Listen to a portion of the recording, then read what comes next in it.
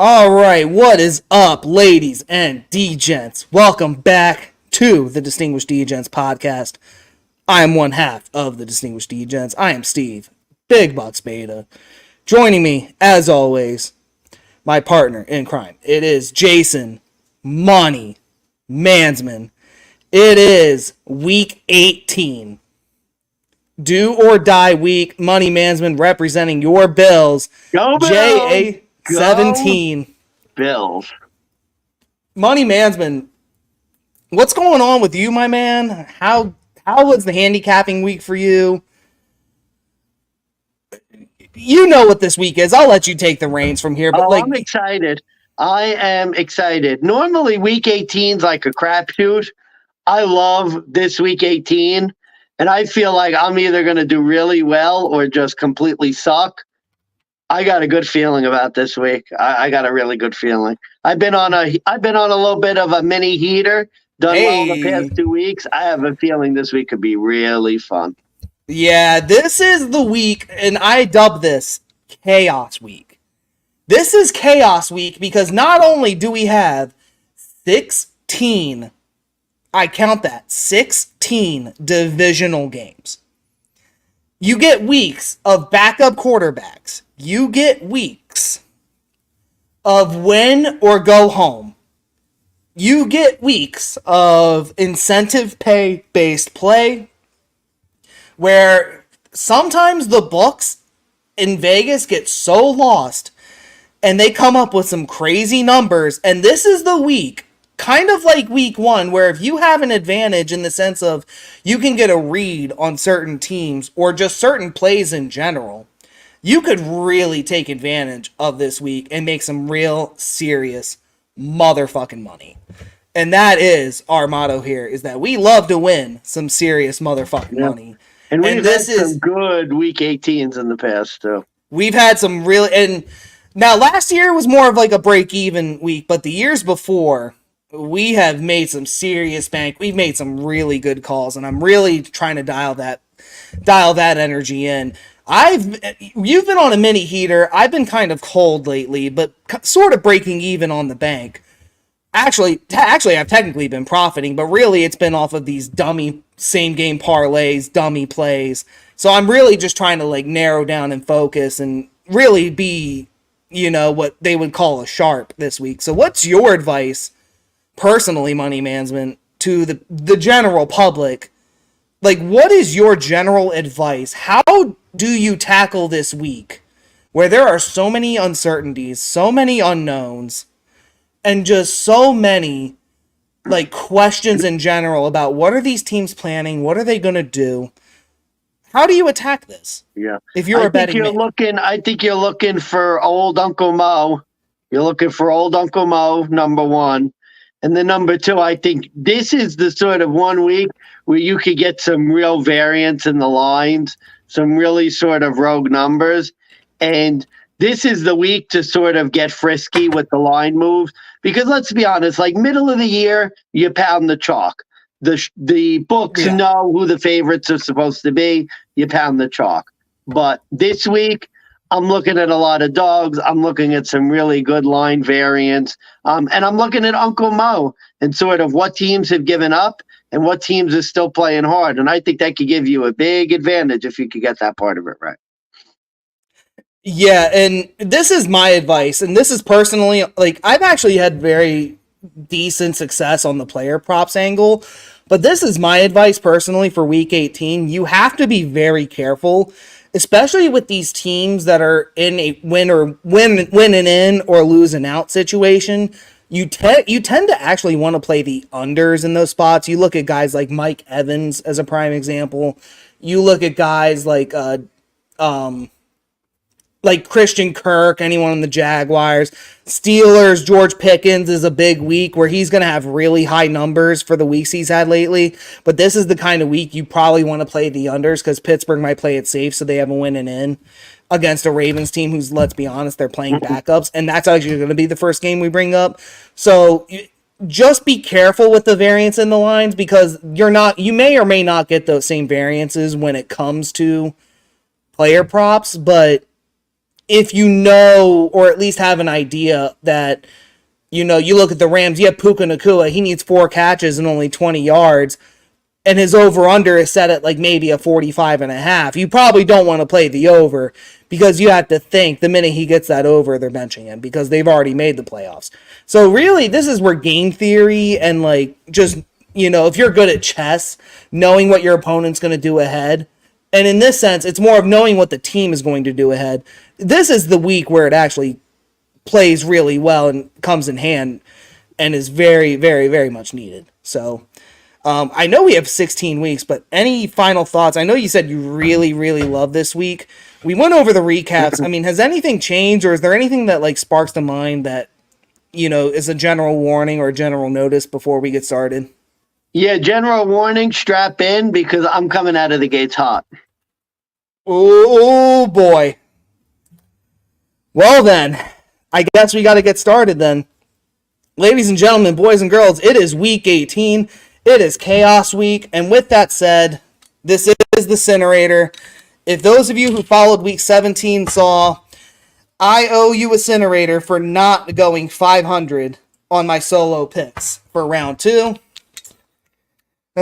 So we're going to hope that this week I don't face the punishment, but I have a lot of handicaps here. There are some games that I will be honest, I don't really know what to do with, but this is a good start. It's Chaos Week. Let's start it off with the Incinerator, because we're going to incinerate all the bullshit from this year. It's week 18, and then it's playoffs. Time to focus. So here's to you guys. Well, See, I'm hoping I have a good week 18, but honestly, to start the playoffs, I might have to do a Incinerator for my playoff performance last year. Ooh. I will say it's worse with the cigar. Oh, man. That's worse. Yeah. Oh, shit. The line movement changed. Okay. Well, let's get this shit started. So right now, starting off Saturday, 4:30 Eastern Time, it is the AFC North divisional kickoff. It is the Baltimore Ravens catching 3, plus 144 home underdog, and the Steelers are a road favorite, minus 172, minus 3, over-under set at 34.5. Mason Rudolph does get the start for the Steelers. For the Baltimore Ravens, it is Tyler Huntley at the start.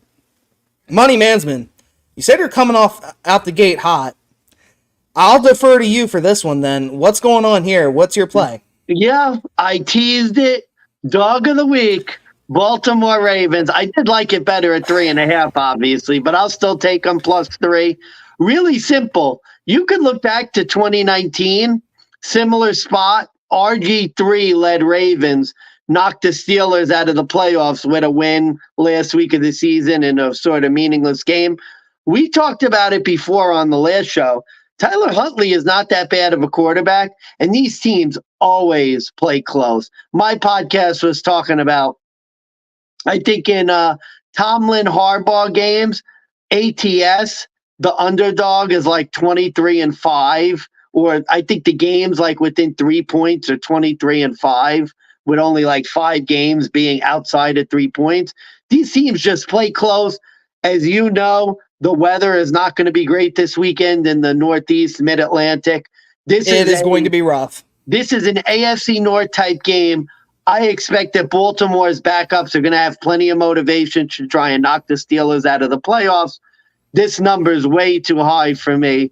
My dog of the week, Baltimore Ravens, plus 3 against the Steelers team that I think is sort of, again, two weeks of decent football does not make up for the, what they've looked like before. So, let me ask you this. Who have the Steelers played in the last 2 weeks? Let's start with that. Seattle and Browning, Cincinnati with a backup quarterback. Yeah, Jake Browning and Geno Smith in Seattle. And let's be honest, the fact that total even went under, or that the Seattle game went over, was very shocking in and of itself. Nobody saw that coming. Yeah, so here's my fair warning to the people. We're going to come off the gates hot here myself. The same referee crew who officiated the Lions and Cowboys game last Saturday, the same crew that literally had a lineman report as eligible and then thrown a flag on, is officiating this Ravens-Steelers game. With that said, Hold on, where the hell is his name? I just had his name. Is it Brad Allen? Brad Allen, yeah. Brad Allen. He loves the home team. 6 straight the home team has won under this referee crew. Shit. Wow. 8 of the last 10 he has refereed, the home team was the victor. Wow. And Pittsburgh being in a must-win scenario, Baltimore essentially locked in the number 1, nothing to gain, nothing to lose. Lamar's resting, and this is Mason Rudolph, Tyler Huntley. This is pure chaos week in its finest. This is what I live for.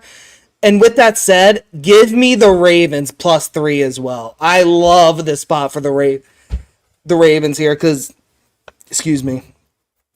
This is, I don't know if this is the numbers play talking or if it's more motivation, but you're getting the Ravens as a home underdog under a Tyler Huntley that's not really the biggest scare in gambling history, and especially against, like, let's be honest, Mason Rudolph is the 3rd string quarterback for the Pittsburgh Steelers.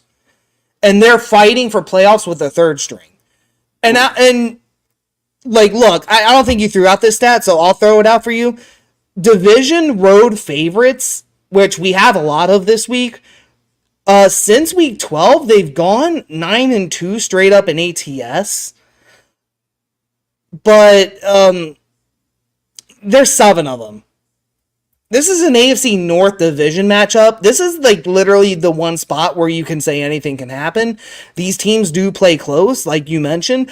I can just see a Ravens team just coming out randomly extra motivated for no fucking reason other than the fact that they lost to this team in Pittsburgh in a game where they probably should have won.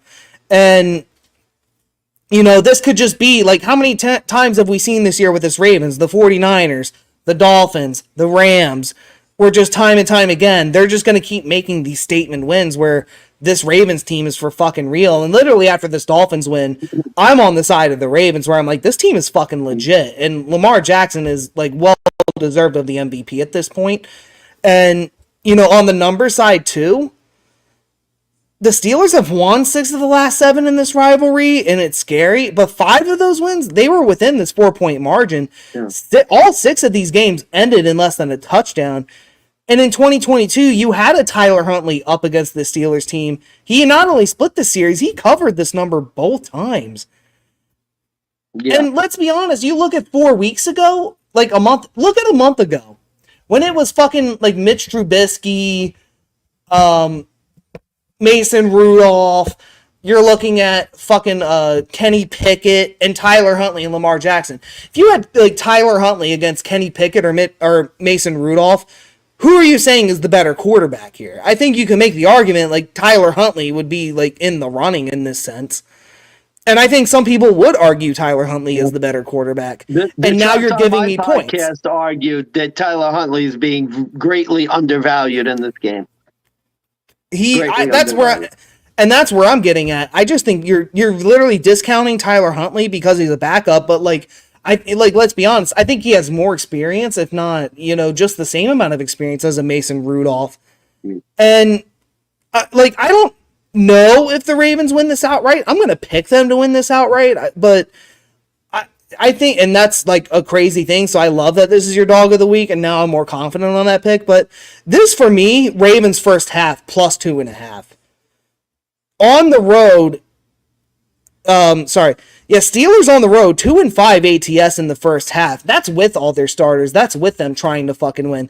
Ravens, 4-1 ATS in the first half spreads in their last 5 at home. I would rather play the Ravens +2.5 in the first half.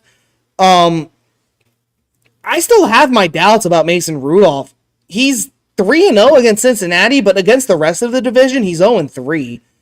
And I just can't take him here in a back-to-back road spot against another division rival where he's coming off but he's coming off a crazy win against Seattle. That was primarily field goals. That's a good point, too. They're going from Seattle back to all the way back out east. That's not the easiest travel either.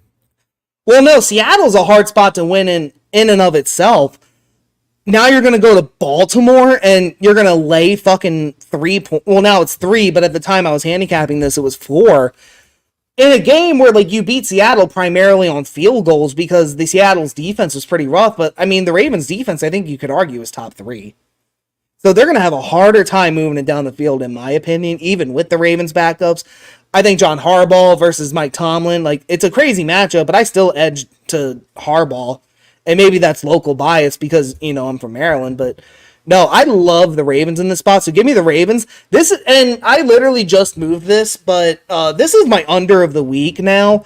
This wasn't originally my pick, so this is a fair warning, but it's an AFC North Division rivalry. They not only play close, defense tends to be very, very, very fucking like powerful in these kinds of matchups. So I expect this to be very low scoring. You do have like Tyler Huntley. You have a Mason Rudolph who hasn't really been tested yet. And this is the kind of game where I expect him to falter. We have yet to see him really screw up. I think this is the game it happens. It's week 18. Chaos week happens. So under 35.5, under of the week.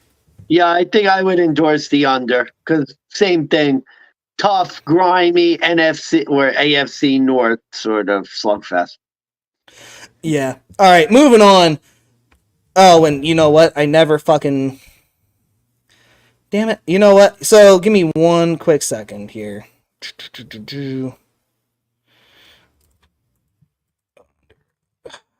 Hey, as a Bills fan, I'd love Pittsburgh to lose. That would mean. Well, I was going to say, so yeah, give me, like, real quick. I know the Bill, like, as a Bills fan, you're expecting this. You don't want this. You're not expecting, but you want the Steelers to lose. So, how much of that is playing into your handicap? And be honest with the people, or is this like actually like a Raven spot?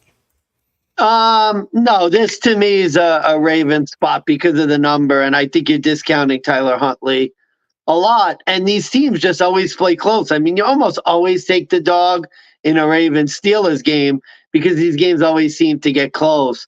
And God, doesn't this feel like a game that even if the Steelers win, they could win this game 14-12, 14-13, 16, yeah, no, 14, I'm thinking something stupid. Well, I'm thinking like 2017, 23-20, like, well, not 23-20 because that would be over, but like 20-10, I'm thinking. Like, worst case scenario. Yeah, I don't know. To me, I see it being a really close game, and I think it's something. This feels like a game where it's literally like you could have a team that kicks like 5 field goals from like the 30-yard, the 20-yard line. Oh, there we go. So Money Mansmann's dog of the week, Baltimore, +3. Oh, there we Big go. Butts Beta, under of the week, under 35.5 for the Baltimore-Pittsburgh game. Moving on now officially, because I still got to get used to this. It's chaos week, as we know. I'm going to use that excuse as long as I fucking can. It is the Houston Texans, Saturday night, 8 o'clock, traveling to the Indianapolis Colts. They are 1.5-point road favorites going up against their division rival is -116. Colts are a +1.5, but they're -102 now, according to FanDuel. The over-under is now set 47.5. Houston is getting 73% of the money. They are getting 68% of the bets. And, Money Mansmann, give me like one quick second here. You went first, so I guess it's my turn. Yep. And, yeah, Money Mansmann, do you remember, like, what my handicap is when it comes to this Houston Texans team as a favorite? Well, you don't like to bet Houston as a favorite.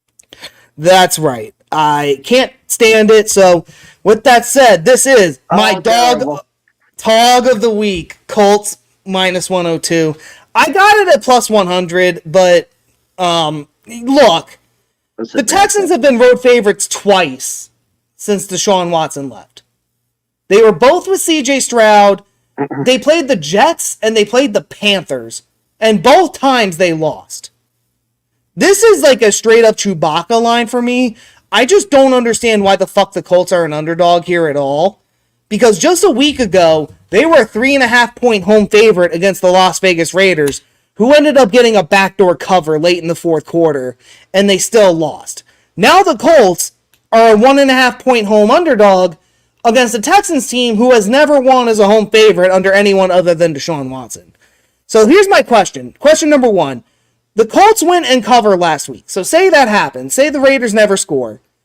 Is this line still going to be +1.5 for the Colts? Or did this line flip and they're the favorite? I make the argument that the Colts actually would be the favorite if they cover.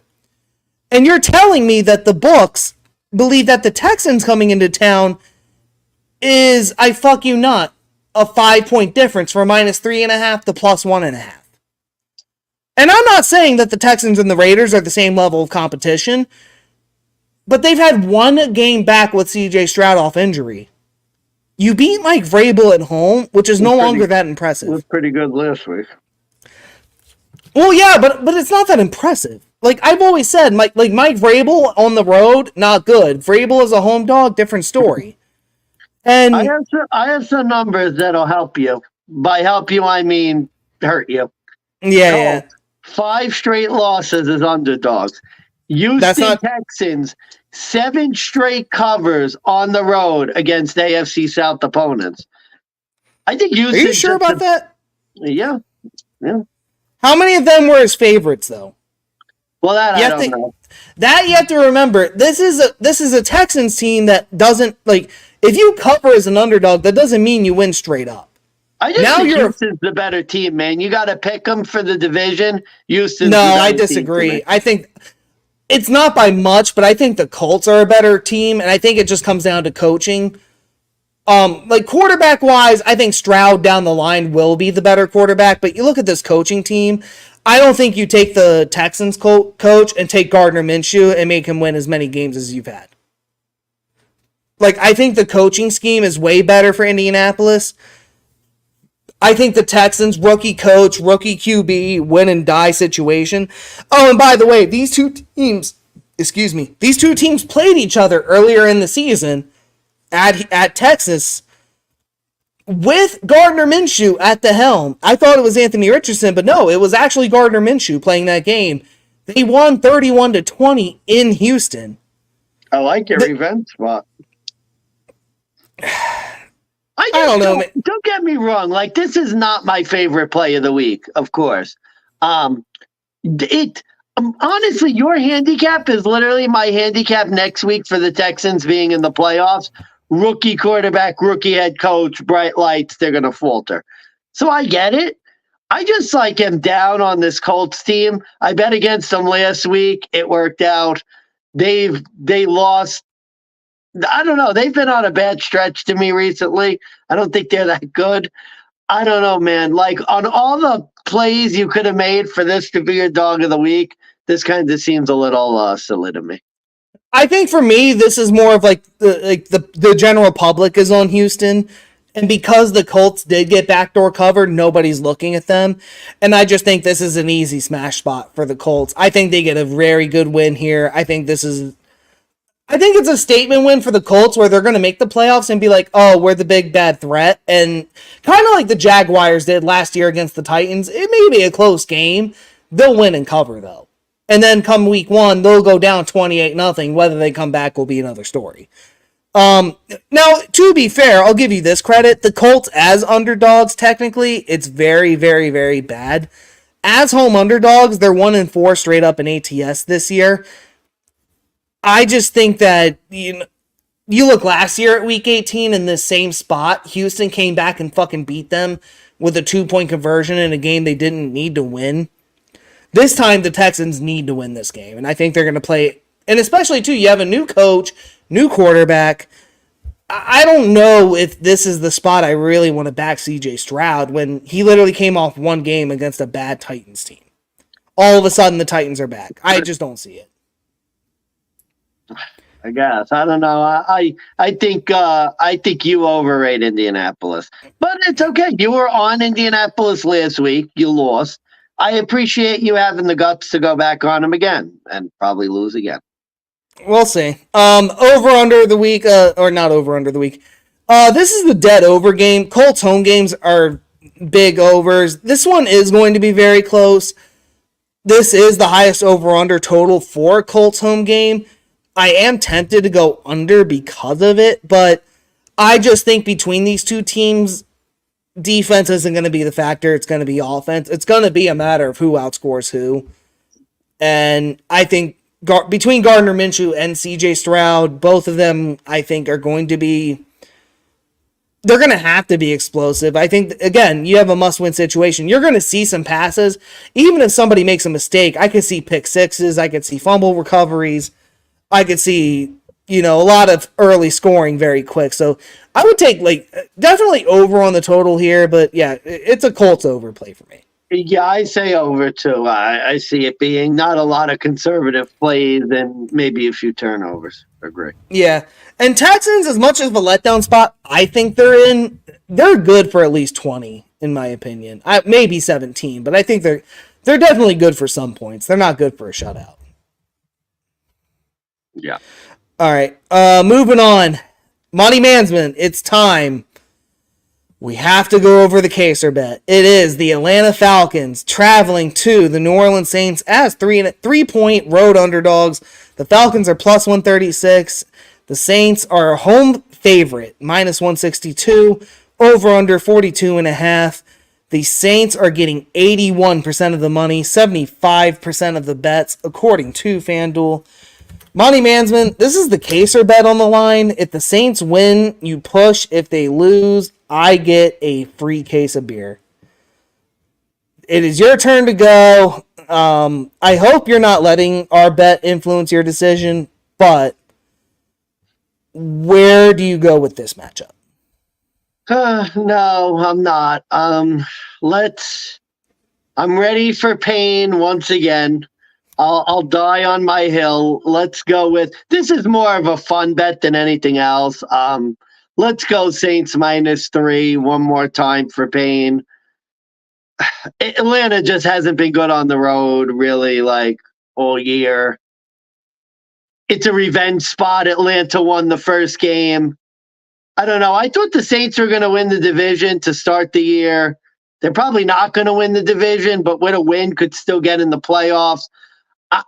I think Arthur Smith's a dead man walking. So when I'm looking at motivation, the Saints, if they win, they have a chance to make the playoffs. The Falcons are dead in the water with a sort of lame duck coach on the road where they haven't played well. I'm actually rooting for the Saints and Bucks to both win and somehow both make the playoffs, just because I think it'd be hilarious that the worst division in football gets 2 playoff teams. I think that'd be hilarious. That would be hilarious. That would be something. You know what? No, fuck it, shoot them. I'm ready for pain. I hate Atlanta. I never win with Atlanta. Atlanta will win by 50 because I'll bet against them. So whatever. Let me just take my Saints and probably get you a case of beer. Whatever. That's fair. Yeah, look, it's been a long year. It's the Caser bet. I'm in the same mentality as you. I'm only making this argument simply by default. I don't want to bet on the Saints. I just don't want to pick them either. Truthfully, even without this Caser bet, it's home favorites again. Yeah, that's. Do you want to bet money on Derek Carr as a favorite? Do you want to bet on New Orleans as a favorite? Yeah. Especially after that big win against the Tampa Bay Bucks in Tampa. By the way, Saints 1-5-1 ATS after a win this year. They're 6-15-1 ATS under Dennis Allen after a win. They are one of the worst teams in the league after a win to bet on ATS. And if you remember, before Carolina and the collapse of Tommy Cutlets, the Saints were 0-5 ATS at home. And now they're 2-5 ATS on the year. And this isn't to say Atlanta hasn't had their fair share of shit football. They're 2-6 ATS on the road. They've dropped 4 of their last 5 on the road. But I will say they haven't dropped 3 in a row all year. Heineke is primed to start. I'd rather bet him than fucking Desmond Ridder. So, I guess I'll make the argument there's class relief on defense for Taylor Heineke, but I'm not really going to get too much into it because I know that's a null point. I'm not going to fucking die on that hill. But the Saints defense, they're getting a bigger test at home compared to the fucking Giants with Tommy Cutlets and Carolina Panthers with all their dysfunction. So I just don't believe that Atlanta gets held to fucking 6 points either. I don't know, man. Not my best play, but I'm taking Atlanta here. Just kind of like a handicapping default, not necessarily the Caser bet. Yeah. Like And let's be I think honest, if I was smart with the Caser, I would just go and bet Atlanta money line and then sort of hedge myself out of that. Where you know what I mean? But like, whatever. Now, my only thing, the big thing that scares me, and why I think legitimately you look towards New Orleans, that Atlanta game last week. I was shocked that Atlanta literally just rolled over and died. Dreadful. They look like they just took it. I mean, they didn't even fight back. Like they just rolled over and died. And that was a bad look. They didn't even look like they wanted to be competitive. It looked like they went outside in the cold and they were like, fuck this shit. Let's go home. I'm done. And I'm just wondering, like in this game, do they have any motivation at all for a coach that's getting, let's be honest, come Monday morning, Arthur Smith is gone. And it's like, does this team even 100%. care? You know what I mean? Like, 100%. I'm with you there. Yeah, I got nothing else there. Over under 42.5. I mean, I lean over, but only because like the Saints defense, I think, has been trashed. Taylor Heineke is a better quarterback, and I think on the reverse side, it's Derek Carr. Come on, you know he's gonna do something on offense. You just don't know how much. And I think it's gonna come down to the fourth quarter on this over. It may be late, but I do think this over pushes over 42.5 for me.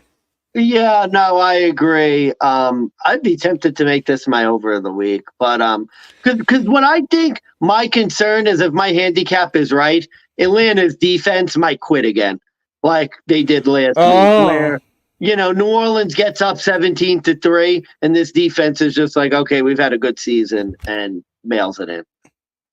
The only concern, New Orleans as a home team, 2-5 on the under. Yeah, that's the big. Yeah, that's a good point. A lot of home unders. And Atlanta on the road, they are not as good. So, but then again, this is the kind of week where the books just don't know what to do. So sometimes, I will say, so like we mentioned this before where they put up some bad lines. Sometimes when they put up bad lines, they put up numbers they don't know what they're doing with, and it's out of precaution. This seems like a number out of precaution, where a 42.5 in a New Orleans and fucking Atlanta game, they have no idea if anyone's going to show up or if they're just going to go all out. And this is that kind of number. And I mean, not a complete professional opinion, but what I will say is this number just seems fishy in and of itself in this kind of sense. Let's be honest. This would be fitting for New Orleans to get close to the playoffs and then just lay an egg in this game and lose. Like, we've seen that before. Yeah, both teams are under teams too, so it's like really weird that you're only getting 42.5. It just seems like an overplay. Yeah. But all right, next up, we're moving into another Sunday slate. It's the Cleveland Browns with Jeff doubles for Driscoll going in to Cincinnati against Jake Browning, the quarterback. I'll never forget his name, Jake Browning. Jake Browning and the Bengals are laying 7.5 at home, minus 330, and the Browns are plus 265 road underdogs. Over-under is 37.5, but the Browns are still getting a lot of the tickets and the money, 72% of the tickets, 60% of the money. This, I preluded to this. There were a couple games I just had no fucking clue what to do with. I didn't even know where to begin handicapping this. For me, this is one of those games where I just don't know what to do. This number seems fishy. Cleveland's locked, I think, in the 3 or 4 spot. Not the 3. They're locked in the 5 spot, I think. 5, yeah. They're locked in the 5. They have nothing to play for. Cincy, I think, is playing for a winning record and literally nothing else because I think they're swept in the division. They're 0-5 in division this year. Yeah, and a lot of the money on Cleveland, I think, is just, I don't know, man. Like, it just seems like a lot of the hype with Joe Flacco, and that's where the tickets are. So I'm just not tracking that when they have nothing to play for and they're playing backups and they're already planning on going on the road. They're planning ahead. I just think Jake Browning, this is going to be his last start as a quarterback, and he's on the road. where he struggled. So I get the 7.5 for Cleveland, but for me, game in Cincinnati. Games in Cincinnati. I'm sorry, you're right. It is in Cincinnati since he's at home. It's the only reason I was interested in this even a little. Yeah, you're gonna have to convince me one way or another, I guess. But for me, it's Cincy or nothing. Well, not me. This a pass for me. Numbers too high. It's only a tease play on Cincinnati for me because like it's Jake. I like that. I love that actually. It's Jake Browning's last game. They're gonna want to come out strong for him. But like honestly, and again, you got Cleveland on the road. They haven't played well on the road really all year anyway. But like, I don't know. To me, some of the sharps on my podcast, there was a mix. Like one of the guys like Cleveland, two others like Cincinnati. I don't like Cincinnati over a touchdown because I could see, I like that a lot better because I could see this being a 5-6 point ugly game. But I think Jake Browning and Cincinnati has more motivation. So I don't agree with the public. I think they're just betting the name. Jeff Driscoll, I don't expect a lot from Cleveland. They're not good on the road anyway. And I think Cincinnati has the motivation edge not to get swept in the division. So. Yeah, Browns ATS on the road. Browns are motherfuck. Like, here we go. Fucking A. 2-4-1 ATS on the road. Here's the number of points they've given up in their last 6 opponents.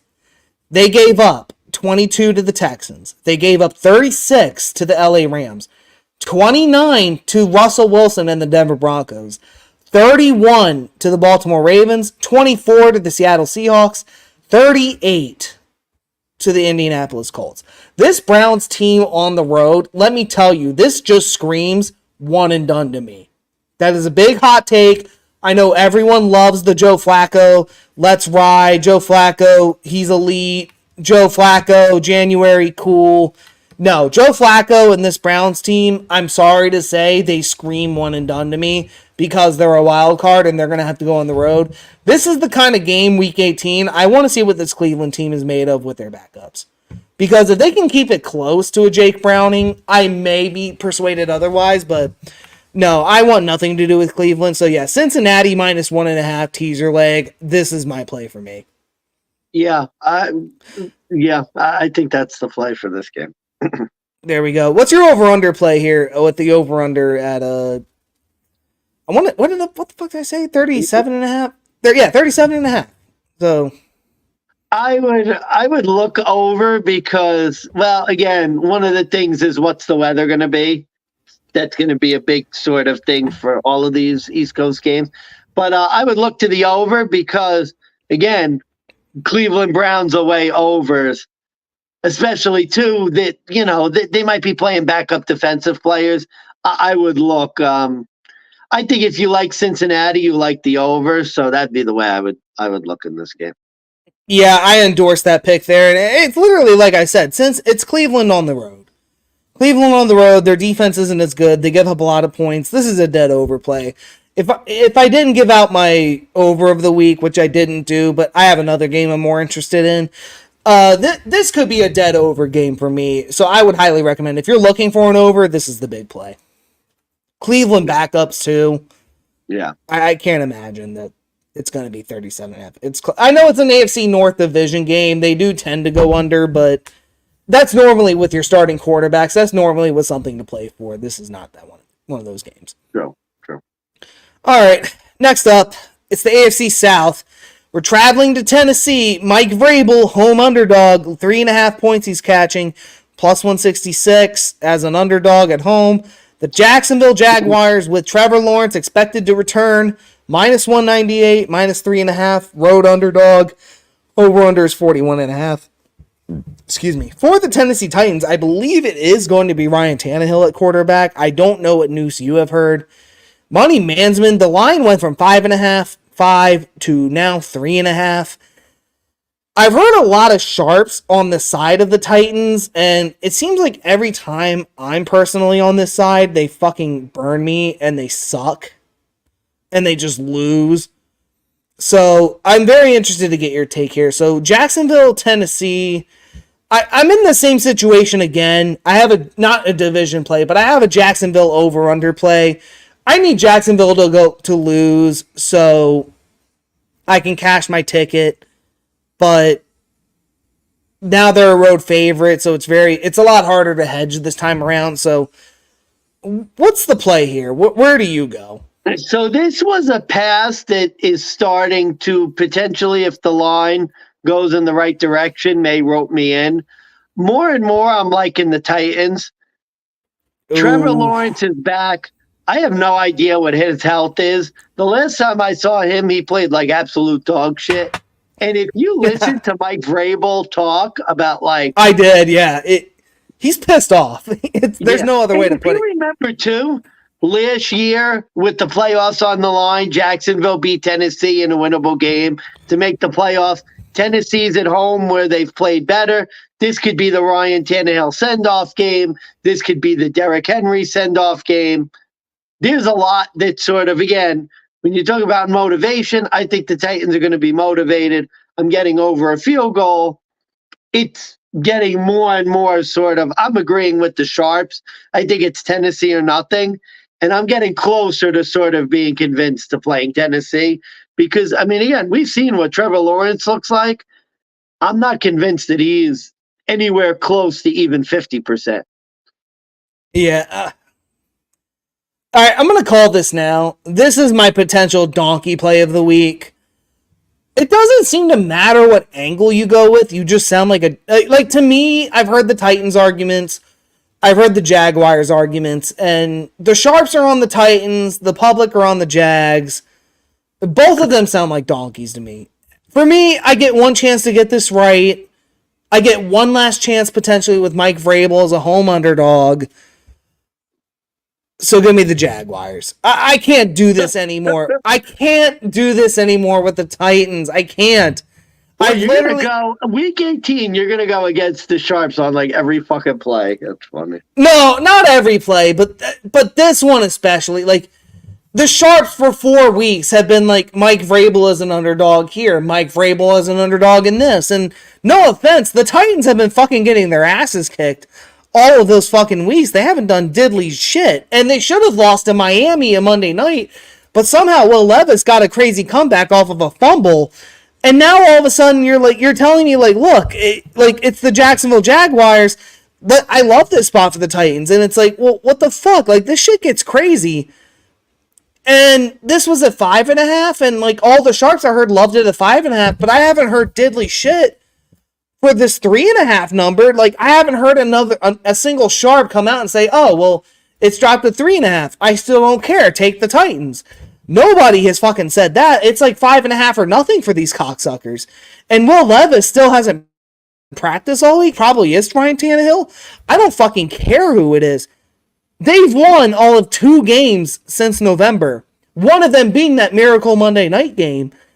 They have not lost a game and covered as an underdog since week 1 against the New Orleans Saints. And as much as I hate betting on Cinderella and Trevor Lawrence, this is the week, like, I'm getting him with extra rest. I'm getting him off of the injury, yes, but like, you see how hard he played when he was injured. Now you had a coach finally smarten up and say, hey, take a week. We need you here down the line. And you're getting him against a divisional rival where Doug Peterson, 3-0 straight up against the Titans since he took over. 8-3 straight up, 7-4 ATS against division opponents. On the road, he's 4-1 straight up in ATS. Covering and winning 4 straight.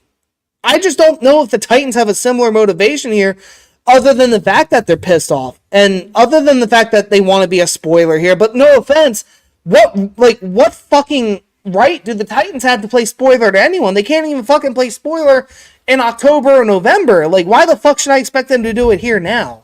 So part of me happy you did this because you're talking me out of playing this game. Although I will say, I really like your handicap in week 13. This is like a great week 13 handicap. Yeah. I don't know if I agree with it week 18. I don't know, man. Like, if this was still at 5.5, I'd probably be more cautious. I will be realistic. If it was 5.5 still, I'd be more cautious. It's 3.5 now. 4 points. Like, what happens if it's 24-20? Your 5.5 covers, but 3.5 doesn't. The Yeah, I mean, I 2-point don't know. swing for me, Your handicap sounding a little Barney to me, but I hope it works out for you. I don't know. Like for me, the 5-point swing, the 6-point swing, I'd lean, not that I'd lean more the Titans, but I'd be more willing to say that, like, yeah, that might be the right side. At only 3.5 though, it's like, what's the As one of discount? the Ryan parts on my Tannehill? podcast said, literally Jacksonville has looked like dog shit, and they beat the Panthers at home, and that's literally like their That's best, true. really only legitimate win in the past like 5 weeks. Yeah, but give me one legitimate win the Titans have had. Miami on the road. Was it legitimate or did Tua fuck up? I mean, I don't know, man. Like, I don't know. I think you're discounting the motivation week 18, but that's just me. Maybe. Maybe, They ran but into I a think buzzsaw with fucking CJ Stroud coming back last week. yeah, that's true. I guess I expected more out of them with CJ Stroud, and they didn't do shit. Now they're coming home. They do play tougher at home, which is fair, but I just think this 3.5 is going to be the killer. I think 5.5, you probably could have got the Titans. Yeah, that's 3.5, I'm why I scared. don't really like to play it. I hate getting like bad numbers when I could have 5.5 earlier, and now it's like 2 points less for like nothing. Yeah, And see, the problem is with the teaser too. You can't tease the. I don't even like teasing the Jags down to like minus, or sorry, not minus.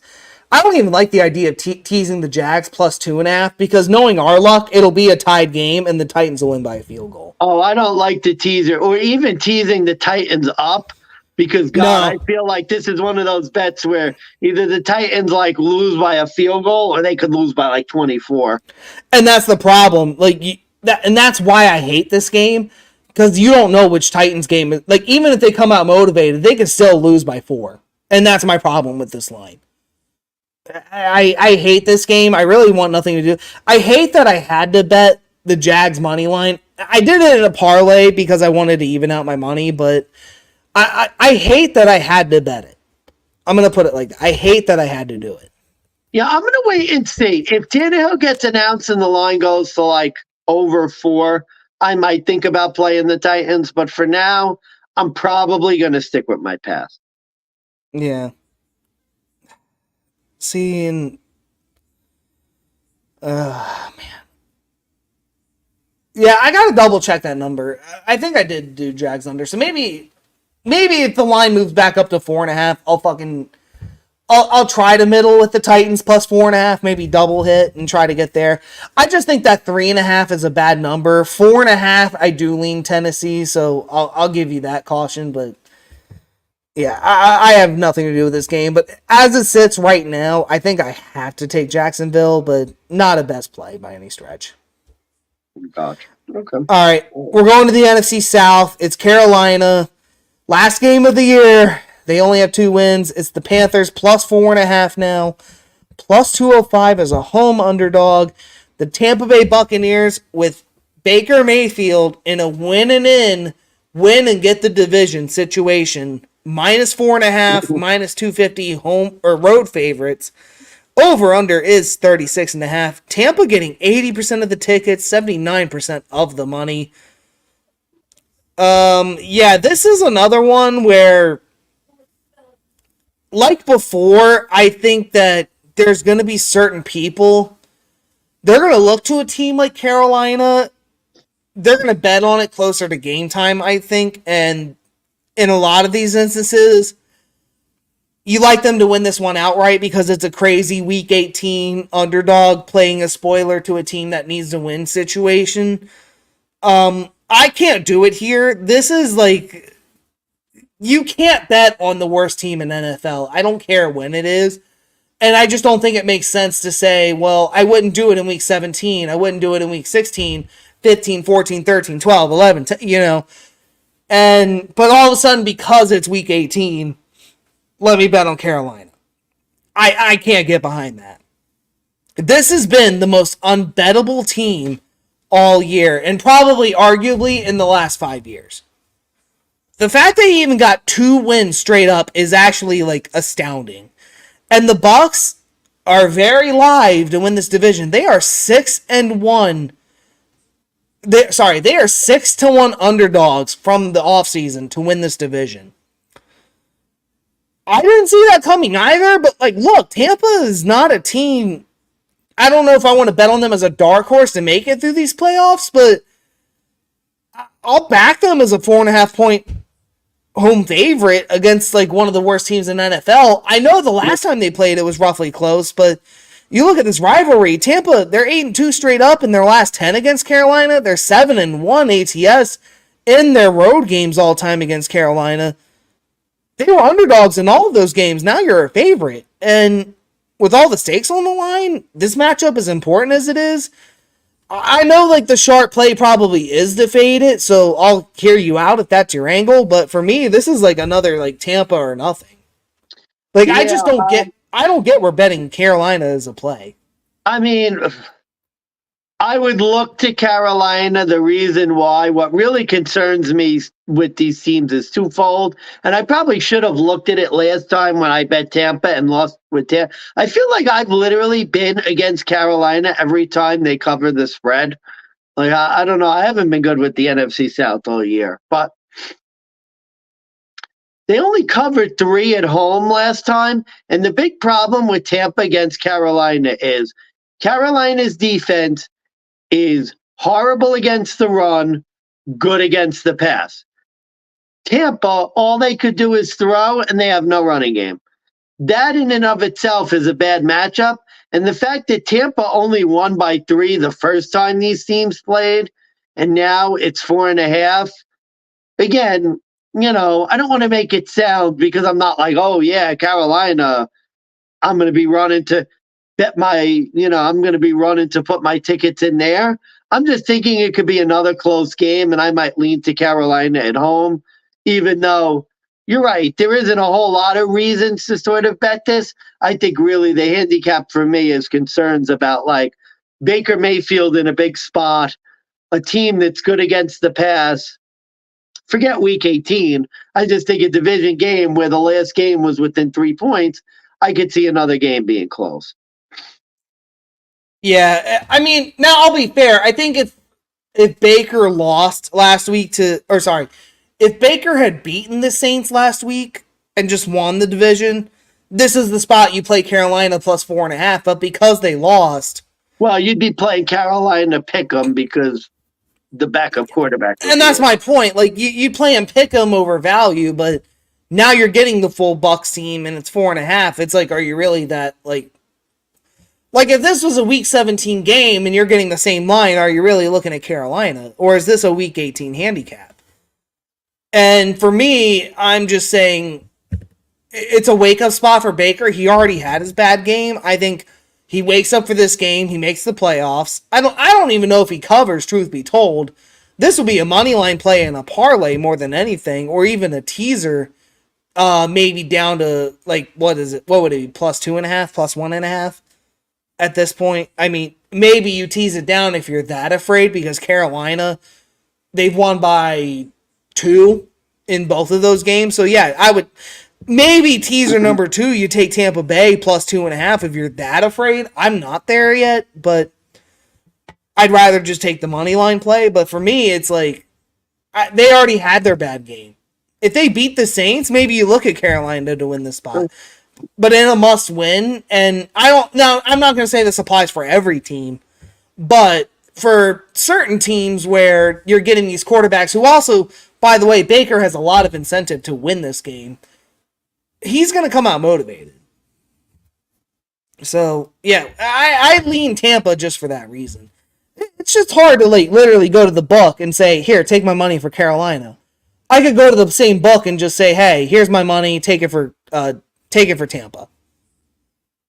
No, I got you. It's a tough play. Like I said, I'm not thrilled about Carolina, although I'm wondering, do I have a Tennessee-Carolina moneyline parlay for shits and giggles? Ooh. You could probably get good money. I was going to say, we have to build our underdog round robin. And our one viewer is about to leave, hearing the Tennessee-Carolina parlay. He's like, holy fuck, this guy's out of his mind. Welcome to week 18, motherfucker. It is madness. This is where shit goes south. Welcome to week 18, where you play the crazy plays. But no, I mean, like I said, I honestly think Carolina with the spread, I'd give it a look-see. Well, welcome to the Distinguished Degens viewership. It is week 18 madness. This is where we give out crazy handicaps. We are not necessarily professionals, but we have been doing this for a while. We know a couple things here and there. So, what's your over-under play here for the Carolina and Tampa game? Over-under 36.5 total points. I would be tempted to play the Carolina total. I believe last I checked it was 14.5, but right now I lean under 37.5 only because, it's like you said, a lot of the Baker Mayfield, you don't know what you're getting. You wonder if they're going to pull people. I mean, I don't know if you wonder if they're going to pull people in the first half, but depending on how big of a lead they could get to. This is tough because the last game went over this number. It was at 37 and it went over. So I probably, I don't know. I don't really. This is like one of those games where, I lean over here. I lean under actually. I can't trust Carolina to score at home. I can't trust them to score in general. I mean, they had a fucking game last week where they should have fucking done something against a backup quarterback in the Jaguars. They should have been able to take advantage of it, and they got shut the fuck out. I really hope they lose and New Orleans makes the playoffs so I could go on the mother of all, New Orleans Saints rants. All right, so I'll tell you this. That's what I'm rooting for. If the Saints... All right, so let's make this bet. If the Saints win, and it's a push, but the Saints make the playoffs, I'll give you the angle. I'll let you pick, but we'll go heads up. Winner take all. What does that mean? So, Saints make the playoffs, which means they have to win, right? They have to win this week. Yeah. So, for the playoff game, whoever they play, I will give you the optional choice, and we'll go heads up. But it has to be against the spread. Oh, my Lord, have mercy. Let's see if they make the playoffs first, because I honestly don't think they're going to make it. I do think Tampa's probably going to win, and they're not going to make it. But if they make it, we will see. If we disagree on the Saints, maybe we could do some modified sort of thing.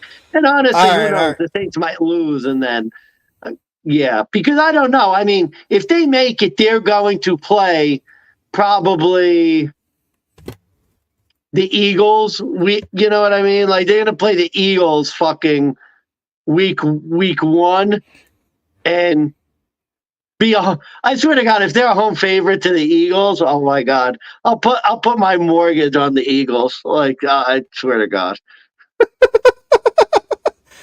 Oh God, that could be. But anyway, is that going to be the mortgage bet? Bro, I think we still have yet to really do a mortgage bet. So I mean, if it's Saints Eagles, do we really? I do a mortgage bet? I lost. So that's fair. All right, are you ready for the next one? Yeah. All right, it is the Jets. Okay. Jets. Oh my God, it's the South Tower. Yo. Okay, Sean McDermott. Really coordinated. Sorry. Oh my God, that guy. Oh Jesus. All right, the New York Jets are flying into the New England Patriots at Foxborough. The Patriots are laying 1.5 -134 money line. Over-under is set at a whopping 30.5. The Jets are a 1.5 point road underdog, plus 114. The Patriots are catching 74% of the money, 65% of the tickets. All right, Money Mansmann. Let them have it. You already said this is the mortgage bet. Well, you know what? Remember the last time these teams played? What did I say? Best bet? 14 straight. It's 15 straight now. Best bet, it's going to be 16 straight. New England Patriots -1.5. And honestly, I feel more confident about this one than the last one. The Jets have been terrible on the road. This may be Belichick's last game as the Patriots coach. Bailey Zappi has been a tremendous improvement over Mac Jones. I mean, look at how the Patriots have been playing the past couple weeks. And New England's defense has been playing well. Like, it's 15 straight. Well, why would anybody bet the Jets in this game? Why is this even a 1.5 point spread? I mean, I think New England, the way New England's been playing, they'll win this game by like 2 touchdowns. I think the Jets have given up. They're on the road. Their season's over. Everyone's coming back. They have no motivation to play well, except for the fact that they've lost 15 straight. But on the other hand, Belichick's last game in New England, the defense is playing well. Bailey Zappi's playing well. This is like a very clear New England Patriots best bet to me. How serious are you about the mortgage bet? I mean, no. No, I don't. No, tell me. How serious? Not really putting a fucking mortgage on a fucking NFL side, but how about a mortgage payment? Would you do a mortgage payment? Well, that's a lot. But would you split a double best bet of the week? New England minus 1.5. This is my best bet too. I mean, what the hell are we doing, folks? This is, even if it wasn't the dual best bet, why would you fade Bill Belichick against the New York Jets? In his final game as a head coach for the Patriots, and what better way to go out not only with a win, but a win against the division rival of the New York Jets? No, for me, literally all I had written down was, this is the mortgage bet. Put your mortgage down. This is where you make money. Bet the mortgage. This is the prime spot. New England has played a lot better, too. They played a lot tougher competition than the Jets. They beat the fucking Broncos in Mile High. They almost beat the Bills. Knock on wood, they didn't, but, they came close to that. They looked really, really good against tougher competition. You're getting a Jets team who, let's be honest, they're at the point in the season. And again, Mansmann, we've gone through this cycle before, and it's a very rough cycle. It's very hard, but you know what? This is the point. The Jets have given up. The season's over. Too, they're coming off a long rest on the road, like no motivation. Zero. No, they're done. New England, they have everything. They have everything to go here for to win. They want to put Belichick on their shoulders. They want to dump the Kool-Aid. And you're getting 1.5 points. I really, and to be honest with you, I'm very happy. I didn't hear a single sharp say, oh, well, the Jets defense could beat this team. Now, to be fair, if you look at the Bills game against the Patriots, with Bailey Zappi, you start to get worried the Jets could beat this Patriots team with the defense, but I have no faith. This Jets team has packed it in. They're done. The Patriots, they're looking for one more win. Belichick will play for all the marbles. He doesn't give a fuck who it is. He doesn't care when it is. He will fucking get all the tape he can. He will lie, cheat, and steal to get a win. So, for me... You saw how Josh Allen struggled last week. Like, what chance does Trevor Siemian have? None. Zero. I really should have made a drinking game for Trevor Siemian. I'm kind of sad I didn't, but you know what? That's okay. When we watch New York Jets football against the Patriots, we'll just put the fucking Let's Talk Jets radio. Big fans of them, by the way. So if you want to check out our page, check out Let's Talk Jets radio. 2 New York guys, 2 New York Jets fans that just literally have nothing else to live for other than being Jets fans. We fucking love those guys, and we don't say that disrespectfully. Shout out to them. But yeah, no. So literally put on the Jets, listen to Let's Talk Jets radio. It's better than any commentary you'll ever fucking get. But with that said, New England's going to win. They're going to fucking cover. New York Jets fans don't even want the Patriots. They don't even want to win this game. Yeah, why the fuck? The tank. Yeah. Yeah, they want the tank. So, yeah. Yeah. Bottom line, double best bet of the week. One more time. Patriots minus 1.5 here. They're just really, I'm trying to think of sort of any advantage the Jets have in this game. Maybe offensively, but even then, I like the Patriots defense. Coaching, lol. Motivation, New England, last game with Belichick at home. The defensive skill set. Like, there's just nothing for them. The defensive skill set, I will edge to the Jets. So by the way, DFS, if you're into DFS, daily fantasy, Ezekiel Elliott, must play. Brees Hall, must play. Trevor Siemian is not going to do diddly shit for this Jets team. Brees Hall, Ezekiel Elliott, I would double tag team those in a daily fantasy play. I would not do either of those defenses, but that would be my 2 running backs if I had to go. I'd be tempted Brees under because James Cook got his first under of the game against the Patriots defense. They're stout against the run. I mean, Brees Hall, James Cook. Who's better? I think they're about comparable. JC's got some skills. I'm not going to say he's better. I think it's pick your poison. I think sometimes Brees looks better. Sometimes JC is for real. JC's for real, bro. I like JC. I would love to see his brother on the team, but that's not. No, I wouldn't. All right, fair enough. All right, over under 30.5. I leaned under for this game only because it's going to be a dog shit game. Yep. In my opinion, I really don't have. I leaned over, but no. You know what? Fuck this. No, under 30.5. That has to be the play. You know what? I'll do the Abeta under of the week. Here you go, under of the week. I don't think the Jets are going to score anything. I think this could be 20-3. Jets total. What's the Jets total? Hang on. I'll pull up the Jets total under real quick. Would you handicap Patriots minus 1.5, Jets under team total? Well, I'm trying to think. The Jets under is going to be what, 13.5? I'd say maybe 14.5. Let me. Oh, I'm going to have to jump. Because it's 30, so you would think 16.5, 14.5. Or 14.5 minus 110. What is it? 14.5. Are you serious?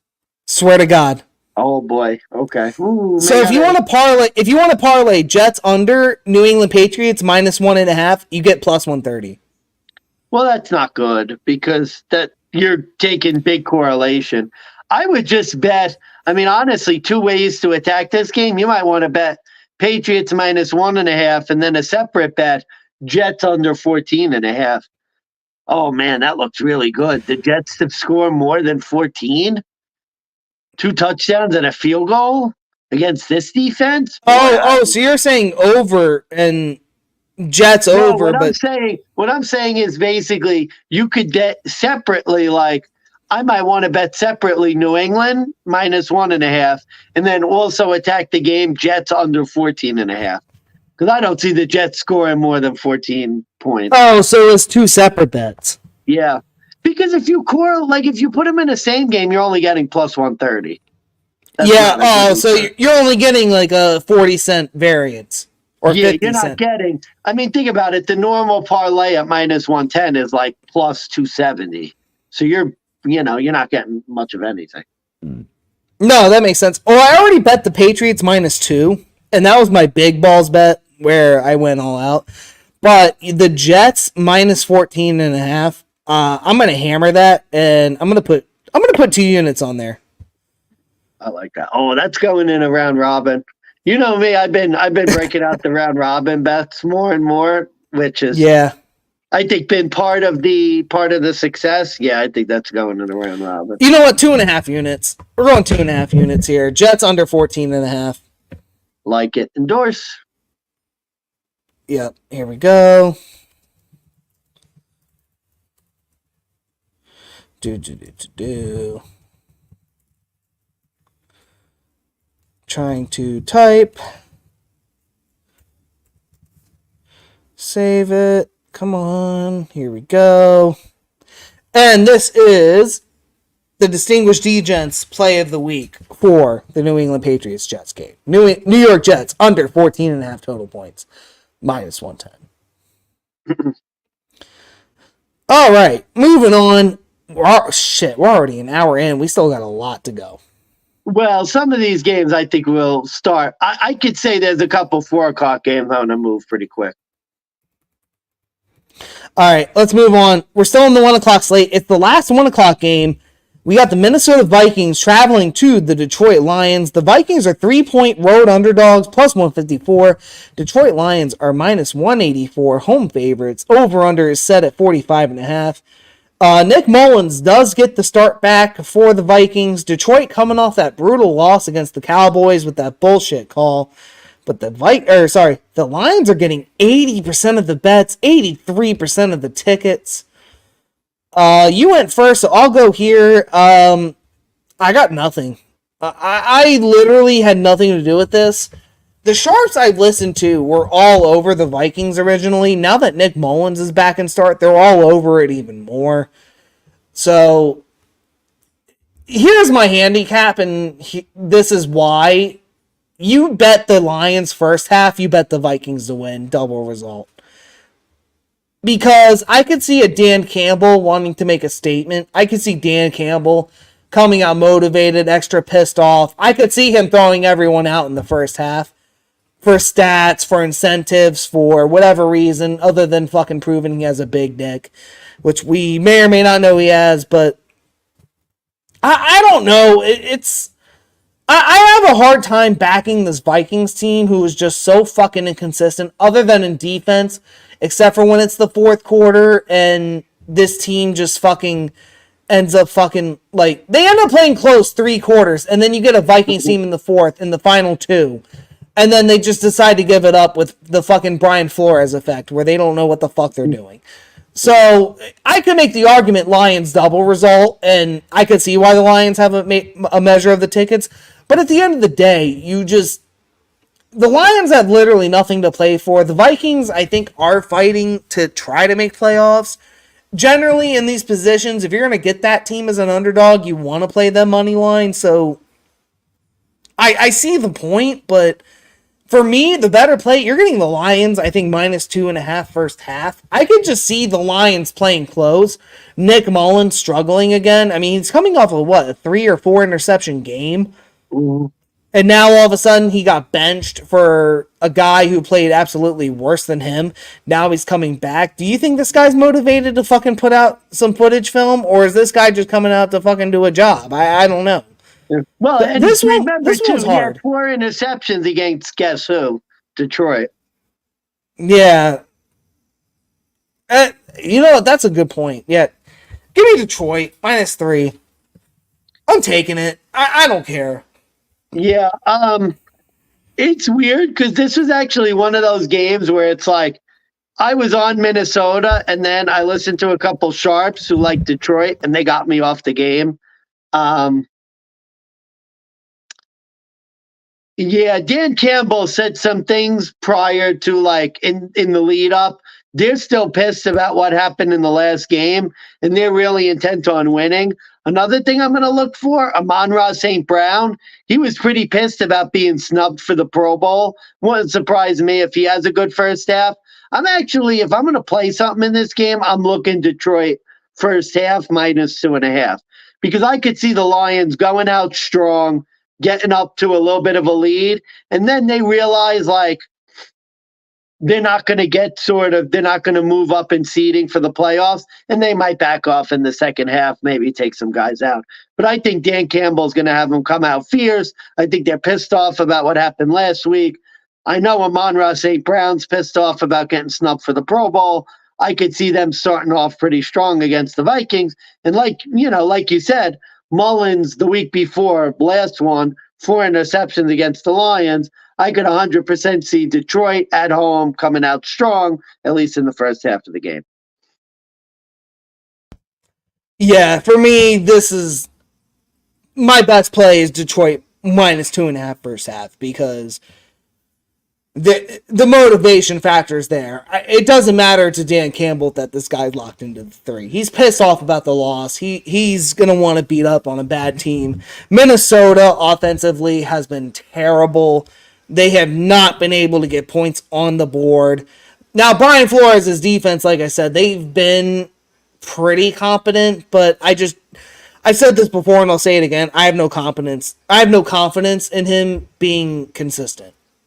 The competency level of Brian Flores, needs to be put in question more than lately because this guy cannot fucking close a game out to save his life. So for me, like Detroit Lions double result could be a play. Like Detroit first half Vikings to win would be another play if you want to play this game. That's my handicap. I'm not strong on it one way or another. And as far as over under goes, currently at 45.5, I lean under because I've seen these Jared Goff type of home games where the defense does show up, albeit that was earlier in the season. Now this Detroit Lions team, you're not really sure what you're going to get. They held Dak Prescott to 17.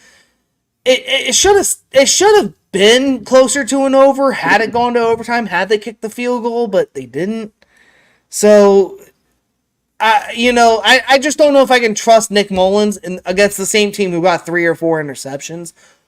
And I don't know if I could trust this Lions team to really get much going on the side of the field. Like, they're on the downside too, and I think it's being overshadowed by the Philadelphia Eagles. But at the same time, it's hard to take one side or the other. But I'm going with the home team. Give me the fucking Lions. Not a strong side, but give me the under. I would look over because I could see the over, essentially maybe over second half. I'm wondering if yeah. Well, no, I would say if the starters for Detroit comes out and like Minnesota, maybe even Minnesota over second half, if they sort of start to put some points up late. Well, how would you feel about like under first half, over second half? I think Detroit could score a lot in the first half, though. That's the only thing. Well, give me a second. I can see what the points are real quick. Maybe Detroit over first half, Vikings over second half. All right, first half. We're looking at first half total. The first half total is 23.5. Oh, high. Lions first half, 12.5. Vikings first half, 10.5. Oh, I'd be tempted Lions over there. Minus 120. That may be. I'm gonna mark that down. That might be a play. Yeah, put that down. Lions first half total 12.5.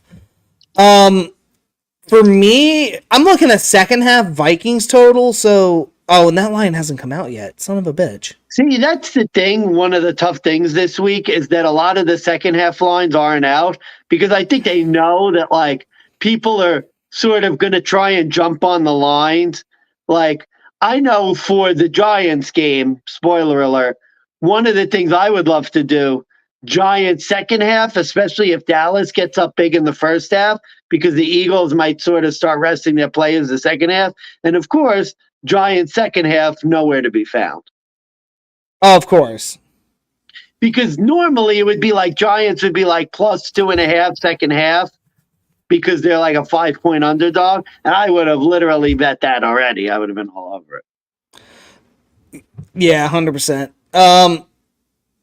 Yeah, I completely endorse everything you've said. I will say, so I took your Jets team total under 14.5, and now we have the Lions over 12.5 first half total. If you parlay those two, you get 2.5 to 1. Yeah, see, there we go. Yeah, so we're building the round robin, folks. We're building it live. All right. Next up, it is the Chicago Bears in the NFC North, the other NFC North rivalry, now jumping into the 4:30 slate. They're traveling to Lambeau Field in the Green Bay Packers. Chicago catching 3 plus 142 road underdog. The Packers are minus 166 home favorites. Oh boy. The over-under sits at a weird 45 total at this point. All right. Money Manson, I do think it is your turn. I will give you this precedent, excuse me. This is a very much a pros versus Joes type of game when it comes to handicapping this in the betting sense. Mm-hmm.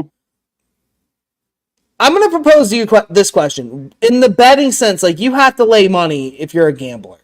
What side do you play? But if you had to pick a team to win, where are you at there as well? So the good news is I'm going to sound super sharp because I like this team to cover and win. They're my fade of the week, the Chicago Bears. Time to fade a fraudulent Green Bay team that basically beat a tomato can last week. Bears +3. I know, first off, I know I'm going against every number imaginable. What is it now? Like 9 straight covers, 11 straight wins as favorites for Green Bay against the Bears. I Something don't like care. that. The Bears have been playing good football. Their defense has been playing well. Green Bay has not been good. They beat the Carolina Panthers by 3 points. They beat a tomato can last week. Jordan Love had his first good game in like 5 games. I'm not sold on Green Bay. I don't think they're a playoff team. I think the Bears want to win. I think they're going to bring their best foot forward. And to me, the Bears have been the better team the past 5 weeks. I'm getting the Bears +3. I love it. I expect them to run all over this shit Green Bay defense that has not been good basically for the second half of the year. I know you're a big sort of you like your Green Bay Packers. To me, the Packers are the most overrated team in football. They're not a playoff team. Sorry to any Packers fans out there. I don't care. Fade of the week, Chicago Bears +3. Give me the Bears one more time. Oh, man. God. Yeah, we're going to fight. What have you seen from this Packers team to make them a good bet? I really want to hear what you're thinking. Hang on, we gotta make this official. I gotta work on this live. This is why we need a fucking producer. All right, here we go. Money Manson's fade of the week: Chicago Bears. We're taking them +3. So look, for me, it's very pros versus Joes. I'm siding with the Joes. Yeah, of course you are. You sided with the Joes every pick this week. What are you doing, man? Look, I remember in week 1 that Chicago was a 1-point favorite against this Packers team at home. They lost 38-20. Now it's week 18. A lot has changed. For me, I don't want to overthink this. The Packers own the Bears. Green Bay beats Chicago every time. It doesn't matter when. It doesn't matter who. It doesn't matter what. The Packers just win. Pack -3 is the play. I don't care how Justin Fields has been playing. Wow. No, that's not. Well, no, that's not. I have a lot more. But you know what? This is incinerator bet here. Are we incinerating? Do you have the guts? Incinerator bet. Are we taking the spread or is it money line? Spread, of course. At 3? Of course. Yeah, that's the number. That's the market number. Would you go 2.5? No, I want my 3. It's the all right, market number. All right, fine. You want 3?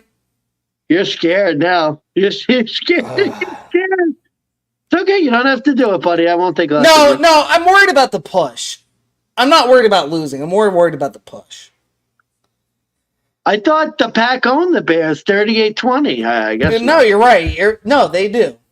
No, fuck it. You know what? We'll do it. I'll do incinerator. At 3. I'll do it. Yeah, you're going to be doing incinerator. That's for sure. We'll see. I had a good feeling about this one, man. I've been all over. See, I can't take all the credit because a lot of the sharps have been on the Bears. So and that's my problem. But that's my problem. All the sharps are on the Bears because, like, all of a sudden they're playing good randomly. And, I'll say this. The Bears' defense has been the one that's been playing better.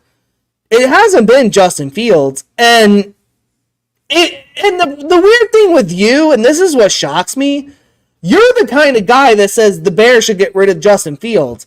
But now all of a sudden you want to lay 3 on him in this spot. Because you have to understand, if he catches 3 and keeps it within, and they win, like you said, do you think the Bears are actually going to get rid of him? I don't. I think if Justin Fields beats the Packers, he has another job for another year. That's the problem I have. I'm not going to be one of these guys that says they should keep Justin Fields, but they won't. I'm the kind of guy that says this is the spot you fade Justin Fields because this is the spot where if you're a Bears fan or if you're a general NFL fan and you think they should move on from him, this is the kind of game where you fucking see that. Justin Fields is terrible in division spots. He is 1-5 straight up in his career on the road. You look at this year. Win against the Vikings this year. He blew a 12-point lead in the second half against the Lions, and in the 2-minute drill, gave up a safety. That one still hurts you, doesn't it? That one still hurts. Their win was against Josh Dobbs in a 4-pick game where they had no touchdowns. They got it all by field goals. This is the team the Sharps want it back. I gotta say, buddy, this is like a really Barney hand. This reminds me of the Steelers Vikings pick we had a couple years ago when you were all over like the Vikings for like no reason. This could really be your donkey play of the week, buddy. No, I don't think so. No, here's why. Jordan Love has actually been playing pretty competent football lately. And this isn't a week 2 handicap. This isn't week 4. Like, we're at week 18. We have a general idea of who these guys are. Jordan Love, quietly, 8 touchdowns, no interceptions in his last 4 home games. He's had over a 100 QBR in those 4 home games. He's won 3 of his last 4 at home against way tougher opponents. Call it fucking bullshit or not, he at least got the win. That's interesting. That's interesting. I didn't realize that he did that well. But I'm not sold on Green Bay at all. All right, you know what the bottom line is? The bottom line, Justin Fields, you're betting on him very high. You're getting a Justin Fields and Chicago Bears at a very high number when they played the fucking Cardinals and they played the Browns with Joe Flacco. And you're buying this Bears team who, I mean, what? They fucking beat Arizona. Oh, Atlanta. They beat Atlanta. Ready? Here we go. Green Bay. They lost to Tommy Cutlets. They beat Bryce Young. Didn't cover. They beat Jaron Hall last week. I mean, really? Yeah, but what were those games? On the road. They lost to Tommy Cutlets, bro. You lost to Tommy Cutlets. On the road. Seriously, I don't care if you lost to him in space. It's Tommy Cutlets. The guy doesn't even have a job anymore. They beat Jaron, and now it's like all of a sudden, oh, Green Bay is really good. They're playing. Come on. Jordan Love. Well, no. Listen, this is not a playoff handicap. This is a week 18. You're getting Justin Fields. This is the same quarterback half the fucking Bears franchise is talking about cutting and getting rid of. Well, not cutting, trading for a first-round pick. Come on. No, you're not getting a first-round pick out of this guy. You want to bet? I hope they trade him. Oh, man, I'd be tempted. Well, no, they'll trade him. No, if they do trade him, they won't get a first round. They'll get like a third. How much you want to bet on that? How much you want to bet on that? They're not getting a first. There's no way. That might be another incinerator bet. Might be another one. I would throw cash on that incinerator. I mean, bro, they're talking about the potential of like 2 first-round picks if they trade him. Now, that's a little much even for me. I think they get a first-round pick. What team is trading a first-round pick for Justin Fields? Who needs a quarterback? I'm trying to think. I don't care who needs a quarterback. Nobody is giving up a first for that guy. I mean, not a number 1 overall, but a first-round pick. No, you're fucking crazy. No. But you can't sit here and say Justin Fields is a bad quarterback and they're going to trade him and then back him and say, oh, yeah, they're going to win this game. Because my feeling is that I think it's going to be a moot point anyway. I don't think they're actually going to trade him. They probably should, but I don't think they are. I can't follow you for that. All right, what's the over-under? 45. What's your over-under here? Oh, interesting. Wow. This is hard because I think Chicago could score in this game because I think Green Bay's defense is dreadful. Um,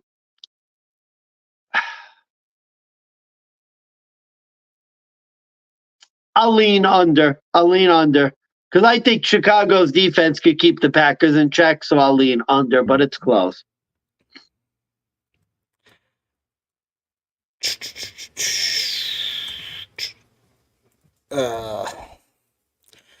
It's close. It's close for me. But this is my over. This is my over of the week. I can't fault it that much. Yeah, give me a second while I work my way back. Over of the week, over 45. Green Bay's been a dead over team all year. They're 10-6, albeit primarily it was on the road. This score at 45 just seems relatively low for both of these offenses. Both of them are averaging 24 points per game lately, I think in their last 6. And the Bears defense has gotten a lot of praise for beating a lot of bad teams. Like I said, look, you beat Arizona and Kyler Murray. You beat Atlanta with fucking Taylor Heineke, Josh Dobbs' Vikings, and hell, they held Flacco to 20, but you picked him off 4 times and still lost.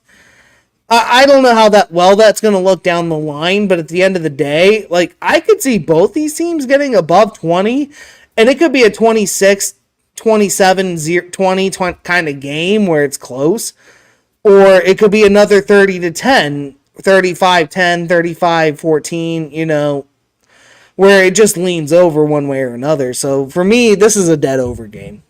Over of the week. Gotcha. I can't fault it that much. All right. We got 6 games left. We're going into the next NFC East matchup. Or sorry, the first one. It's the Dallas Cowboys laying 13.5 on the road up against the Washington Commies, a.k.a. the Redskins, a.k.a. the football team, a.k.a. the Commanders, catching 13.5 or plus 640. Cowboys are minus 950. The over-under is 47.5. Cowboys are a win and get the division situation. I think it's my turn. And yeah, I think it's my turn. And yeah. Or yeah, I got nothing. This one, the number's too high. I don't know what I want to do with this. I lean Washington plus 13.5. They were in a very similar situation. I think it was last year or the year before, and Dallas just laid a complete fucking egg. And I think a lot of people are scared of the situation. And for me, Dallas, I think they've already got the playoff spot. I don't know if they care where they win. Knowing them, they're going to be way too cocky to fucking care. Whereas Ron Rivera has his job on the line. I'm pretty sure he sees the writing on the wall. I'm pretty sure he will be fired at the end of the year. But with that said, this just seems like a normal spot. If it was week 16, week 13, 12, 8, this is the spot where the Dallas Cowboys just beat the fuck out of a bad team. I mean, they beat the Panthers on the road. They beat the Chargers. They fucking shut out the Giants. Why are we afraid to fucking back the Cowboys here against a shit team? Other than the fact that it's a division rival. That's really my take. So, not a good pick. I probably will be swayed one way or the other if you have a strong opinion. But for me, it's Cowboys or nothing. No, honestly, it's crazy because I feel like if it were week 15 in bad weather, I'd be betting Washington plus 13.5, but Washington hasn't covered 7 straight at home. I really want no part of this game. To me, if anything, I'm looking like Dallas first half for nothing because I feel like this is a game Dallas could potentially just win by 10 and sort of lose the cover late.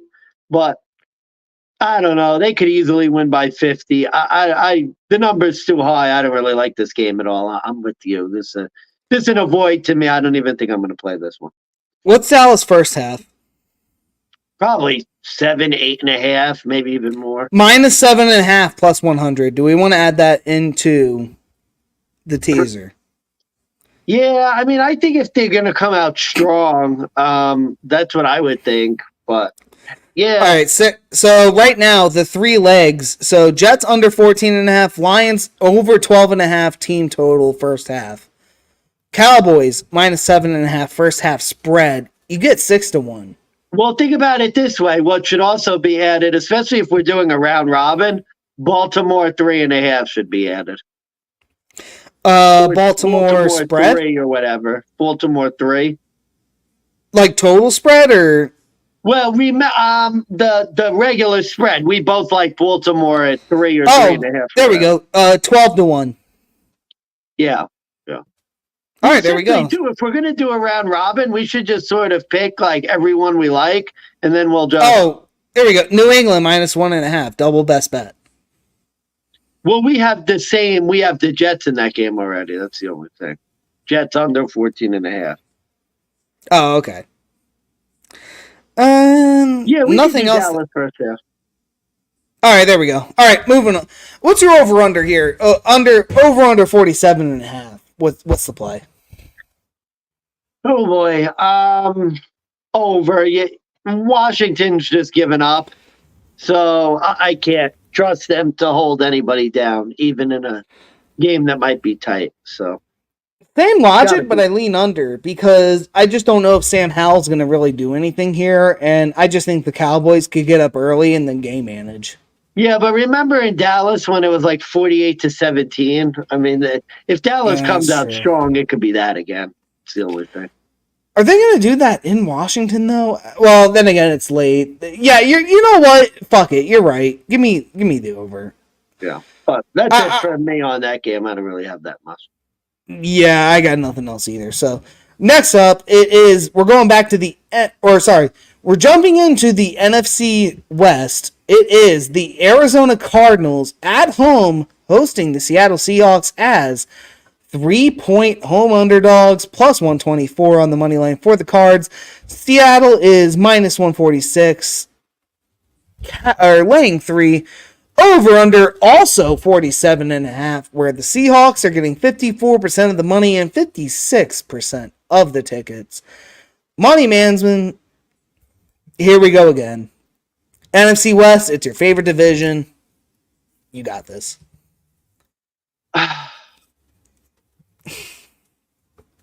Yeah, so my question in this game is why? Like, am I missing something? Yeah, I know you know the NFC West. Like, why is Seattle is playing for a playoff position, so why Seattle needs only to a win. 3-point favorite here? Like Arizona, I feel like Arizona just won their like Super Bowl. They just went to Philly, won a massive game as a ridiculous underdog, and now they're basically a field goal underdog against a team that needs to win to make the playoffs. What's this line if Arizona loses? Could be double this. 6. There you go. There you go. Seattle's one of my favorite plays this week. Arizona 0-7 ATS against the NFC West in their last 7 games. They haven't been good against the division.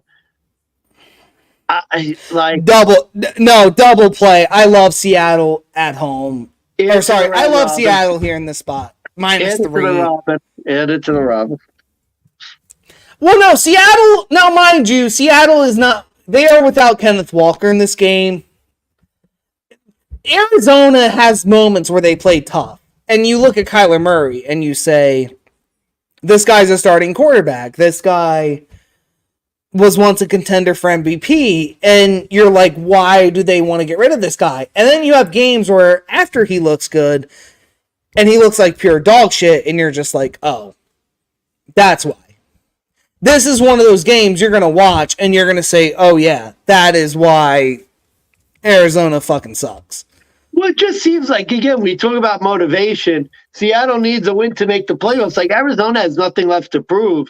They just won their Super Bowl. Like, I don't know. It's a really weird spread to me. Well, really, and what weird. do we and we're the distinguished agents. What do we love to do with the team after they've won their Super Bowl? Fade the shit out of them. Oh, and by the way, Seattle has won 4 straight against the Arizona Cardinals. They have won 5 of the last 6 in this rivalry. So, yeah, Pete Carroll owns the Cardinals. There's no ands, if, or buts about it. So, yeah, Seattle -3 going into the round robin. We're at 5 legs now. Over under 47.5. I personally lean towards the over here because the Cardinals offense has been producing despite all the injury woes. Seattle with Geno Smith, I think that they are going to be good, but Arizona does terrible at home in comparison to when they're on the road. Their defense tends to give up a lot of points. Yeah. Yep. I wouldn't be shocked if this is like a 40 burger on the Seattle team and then Arizona maybe gets 7 or 10. I would play, like, if you play DK squares, 8-0 is a very big number that I'd be willing to play. 7-0, 8-0, 9-0 would be a big number. Not much else otherwise. Yeah, I endorse. All right. Next up, still in the 4:30 slate, because we got fucking 7 games on the 4:30 slate. It's going to be such a fun week of football. It's going to be so great. All I'm saying is if I show up, don't let me go home. All right, here we go. Unfortunately, our big friend Niners Gang is not here with us for this pick, but Niners Gang and the 49ers, -4 at home, -215 as a home favorite. The Rams are +180, road underdogs, catching 4. Over-under is only 41.5. This is a matchup of Carson Wentz versus Big Dick Sam Darnold. Money Mansmann, are we backing Big Dick Sammy here, or does Carson Wentz have something to prove? Is Carson Wentz really playing for the Rams? He is the backup. You know what? What the hell? San Francisco -4. We'll do it like a preseason handicap, right? Preseason handicap. Who do you want at quarterback? I'll take Sam Darnold, especially with the backup running backs that the Niners have. We know they have Eli Mitchell, Mason. Yes, sir. That's my handicap. In a game between Commander Carson Wentz and fucking Sam Darnold, I'll take Sam Darnold. There we go. There's my handicap. That's what the hell. It's week 18. I'll throw a little fun play on San Francisco, but yeah, like I'll take. If I agree with you, do we throw this in the Robin? You know what? What the fuck, man? No, the handicap is simple for me. Shanahan owns McVay. Shanahan beats the Rams. Oh, I forgot. You have to think of it this way. The Rams are playing backups. The Niners are also playing backups. Preseason handicap. The Niners are still 4-point favorites in a regular season matchup. With Elijah Mitchell, Sam Darnold. I don't even know who their backup receivers are, but let's be honest. The 49ers backups or the Rams backups? Who are probably rookies, let's be honest. This, to me, with 49ers at home, I think they're going to want to win this one, too. In a game where nobody probably gives a shit, but, let's be honest. Shanahan's still going to fucking try to win this. I'm all over this Niners team here. Well, yeah, I mean, I think Sam Darnold especially, no offense. I mean, Carson Wentz sucks. To me, Sam Darnold could be a legitimate backup quarterback. And especially remember, too, what happened with San Francisco, last year where they had their third-string quarterback. I think Sam Darnold, they're going to want to sort of play, make sure that he's ready to go. So, yeah. I'm... We don't really have to throw it in the Robin. I just thought Sam Darnold. My only concern with that is, what we have to look at, are they going to think about potentially pulling Sam Darnold because they're concerned about Darnold getting hurt in the game? That'd be the only thing for me. No, they're gonna let Darnold get hurt. They don't give a shit. I hope so, because otherwise, I think Darnold will run circles around fucking Carson Wentz. Carson Wentz sucks. Well, and especially too, Aaron Donald's gonna be benched. Half the secondary, if not the whole secondary for the Rams will be benched. Let's be honest. Half of the Niners' second string defense would be starters on other teams. Oh, that's true. I can't say the same for the Rams, so it's Niners all the way for me. So Niners -4, -215. I'm taking the over 41.5 here. These are two former starting quarterbacks. I think the duel is realistic, and 21-20, 21-24 is not out of the question here. Elijah Mitchell is a very good running back. The Rams' backup running backs, Darrell Henderson, they're real studs in the sense of they would be starters on other shit teams. That's a good point too. If Kyren Williams doesn't play, this Rams offense is totally different. And with Carson Wentz, I actually could see this being like a 28-14. You get the 42. Yeah, I could see that. Yeah, I'm all over the over on this game. So, all right, next up, we're going back to the NFC East. It's the Philadelphia Eagles. Fly, Eagles, fly on the road to, oh my God, it's the North Tower. It's the New York Giants and plus 198. Sean McDermott here again? What is going on? Yeah, it's Sean McDermott and the New York Giants catching 5.5 plus 198 at home. Over under is 41.5. Eagles are a -240 road favorite, -5.5.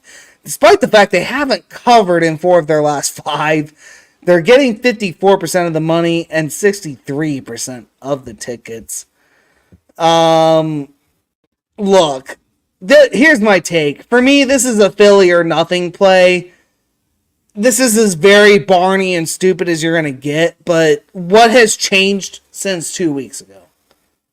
The spread dropped from 13.5 to 5.5. The game is now in MetLife Stadium instead of Lincoln Financial, where the Giants have been a lot worse at home compared to on the road. And, well, okay, the Giants are not the worst at home. They are very profitable. They're 4-1 ATS as home underdogs in the last 5, but... Whoops. Yeah, whoops. But also this. Their quarterback isn't Daniel Jones. Eagles 2-3 straight up, 1-3-1 ATS in their last 5 road games. Giants have lost 5 straight against Philly. They have not covered this number in any of those games. And you look at the loss against Arizona with this Philadelphia team. Now Philly's back is truly against the wall. Now there's a lot of questions with this management. The Giants, they're going to try to play spoiler. I think it's fucking cute. I'm not going to be keen on backing Tyrod Taylor in this spot. 1-3 straight up against NFC East opponents for Tyrod Taylor. I just can't get behind this Giants team. I'm not there, but I don't know. If you're in the opposite mind, convince me. But this is disagreement. What I've had with my Sharp podcast, they were on the Giants, and I can't get there. I can't either. It's so asinine. Now, I get the idea. Here's, to me, the better play, Eagles first half. Because if you think about it, the Eagles could still potentially win the division if Dallas loses. And I think they're going to come out strong because they've been very good in first halves. I think it's 5 straight first half wins after a loss now. I expect them to come out firing in the first half. And then I think the reason why the spread is, the assumption is that at halftime, if the coaches see Dallas winning by 24, that the Eagles start resting players for next week. So, that's why, again, Giants second half was something to look at. But I'm wondering in this game if maybe I just be smart, Eagles first half, probably at -3.5, and it'll probably hit. So I'm with you on the Eagles first half. I'm going to add that to the Robin. I really love that play. Yeah, I think that's the play here because I could see the Eagles coming out strong. And even the game where the Giants covered, it was a late comeback with Tyrod Taylor. But I don't really, Well, I don't know. I mean, To me, like the Giants, again, I like the Giants at 13.5. I don't like them at 5.5. No chance. and the Giants, they're 6-9-1 ATS in the first half in general. At home, 2-4-1. Oh. Whereas if you look on the road, the Eagles. Where are you? Where are you? Come on, Philly. 4-4, so 500. I mean, I would say the odds like lean in favor towards the Eagles, and you're getting such a low number too. I'm telling you, good first half after a loss. So all right, well, you know what? It's going in the Robin. Eagles -3.5 first half, -115. yeah, I think that's gonna hit. There we go. So we'll add that in. What's your over/under play here? Over/under 41.5. I lean over personally. Oh, I think over. Yeah, I think they're overcompensating for the fact that the Eagles may have their starters out by the second half. And essentially, too, I mean, the one dangerous thing with that is if Dallas and Washington's relatively close, the Eagles are going to keep playing. So, yeah, I can see the Eagles going into halftime, and it's like, oh, well, Dallas is sort of winning. Well, fuck it. I guess we're going out because might as well because we have to win. Or I could see if it's a 40-0 Dallas game in Washington, I could just see them playing third stringers in the second half, and then all of a sudden Tyrod Taylor looks like a real fucking quarterback. But that still goes to the over. I mean, exactly. That's my point. Like I could just see this being like the Giants get 14, the Giants get 17, but the Eagles get 40 or the Eagles get 38. Something along those lines. And again, this is another like 8-0, 8-7, 8-1, like DK squares if you play it. Yeah. Right. Next up, we have the second to last 4:00 game. All right, I'm not going to break shit. I'm not going to break shit this time. The Denver Broncos are catching 3 on the road now. They're +138. Road underdogs going into the Las Vegas Raiders, -164, over/under 37.5 for the total. And currently, according to FanDuel, the Raiders are getting 73% of the tickets, 68% of the money. Do I have to go first? Yeah. Do I have to? Do I really? Really? What do you got for us, buddy? Why? Why do I have to fucking handicap? Why? This team sucks. They're no good. Here you go. Here's the logic. If it wasn't my team, best bet, Las Vegas Raiders. If this line... This will not be the first time you beat the Vegas Raiders in history. No! If you gave me this line week 1 with Russell Wilson, you know what the logic is? Yeah, this kind of makes sense. You're getting Jarrett Stidham off his very first win against one of the worst teams in the NFL. And let's remind the people, for those who don't know, the Denver Broncos are 0-6 against the Las Vegas Raiders. Not the Oakland Raiders, not the LA Raiders, but the Las Vegas Raiders. Ever since they moved to fucking Vegas, we cannot seem to find a way to fucking win against this team. Oh, even worse, Raiders 11-1 ATS in their last 12 against the Broncos, dating back to the Oakland Raiders. That must hurt, man. That must hurt. No. Here's what hurts. This is Antonio Pierce's Super Bowl in his final game as the interim head coach. And the Raiders are going to, without a doubt, have a get-up spot in this game.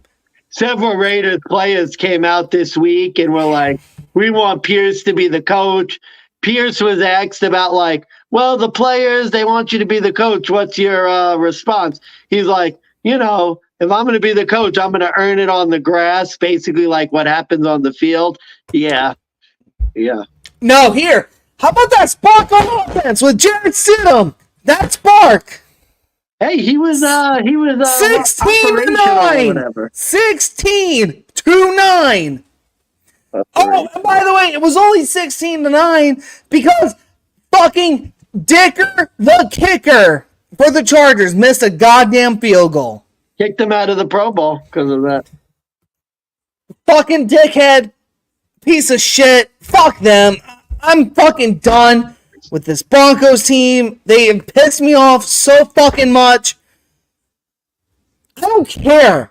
I don't care. Like, this, how do you bet a Broncos team with nothing to get up for versus a Raiders team that has everything to get up for? Why are we backing Jarrett Stidham still? Why? I don't give a fuck if... Like, listen to this analytical bullshit. Listen to this shit, Mansmann. I don't care if he made the right reads on offense. I don't care if he fucking made the right throws. I don't care if, you know, he looked good. He looked just as much as Russell Wilson did. Except this was like Jarrett Stidham at his best versus Russell Wilson at his worst. And it's the same fucking thing. I can't do it. Why are we backing the Broncos 3-point road underdogs with Jarrett Stidham at his best when it's the same as Russell Wilson at his worst? Quite frankly, I don't care if he looked and produced as well as he did when his only touchdown was to little Jordan Humphreys. When little Jordan Humphreys had to make the 40-yard, and I'll say this again, 40-yard scramble, pass after catch to get that touchdown. He did the majority of the work. Why are we betting the Broncos? Well, I mean, only 32% of people are betting the Broncos. Maybe 32% too many, but... Okay, so even look at the recency bias. Like, okay, so Broncos might get Cortland Sutton back. They might get Marvin Mims. Marvin Mims will fumble for 2 balls again. That's great. Oh, is Jerry Jeudy going to catch the ball again? That's awesome. Oh, Cortland Sutton's coming back. Great. Are we going to throw to him? No. So what about defense? Baron Browning, Josie Jewell? Oh, great. So they can fucking twist their ankles? I fucking love it. Well, how about the Raiders? Like, why are we going to do the Raiders? Well, their defense has been a lot fucking better since the last time we saw them. You know they've held their opponents to under 17 points a game since fucking Antonio Pierce came in? 17! I think the Colts might have been the only team recently. How many times have the Broncos gotten over 17? Twice? Not with Jarrett Stidham against the Chargers at home. No, come on. Like, literally, we need a spark on offense. Guys, we're going to bench Russell Wilson. We're going to create a whole fucking lawsuit. Let's bench the fucking $250 million quarterback. Let's fucking start a lawsuit for employment grievance. You know that Jarrett Stidham might be your starting quarterback next year? I swear to God. I will burn all my jerseys. I will be done. I swear to God. I was here for it. I will burn everything. If Jarrett Stidham starts next year, I will burn everything. We might have to. This is the type of video we're gonna have to like come back to some of these clips. Like, how do you bet the Broncos in this spot? How? Seriously, how? I'm a Broncos fan. And literally, I hate that the fucking sports media are talking about the fans like we're fucking retards.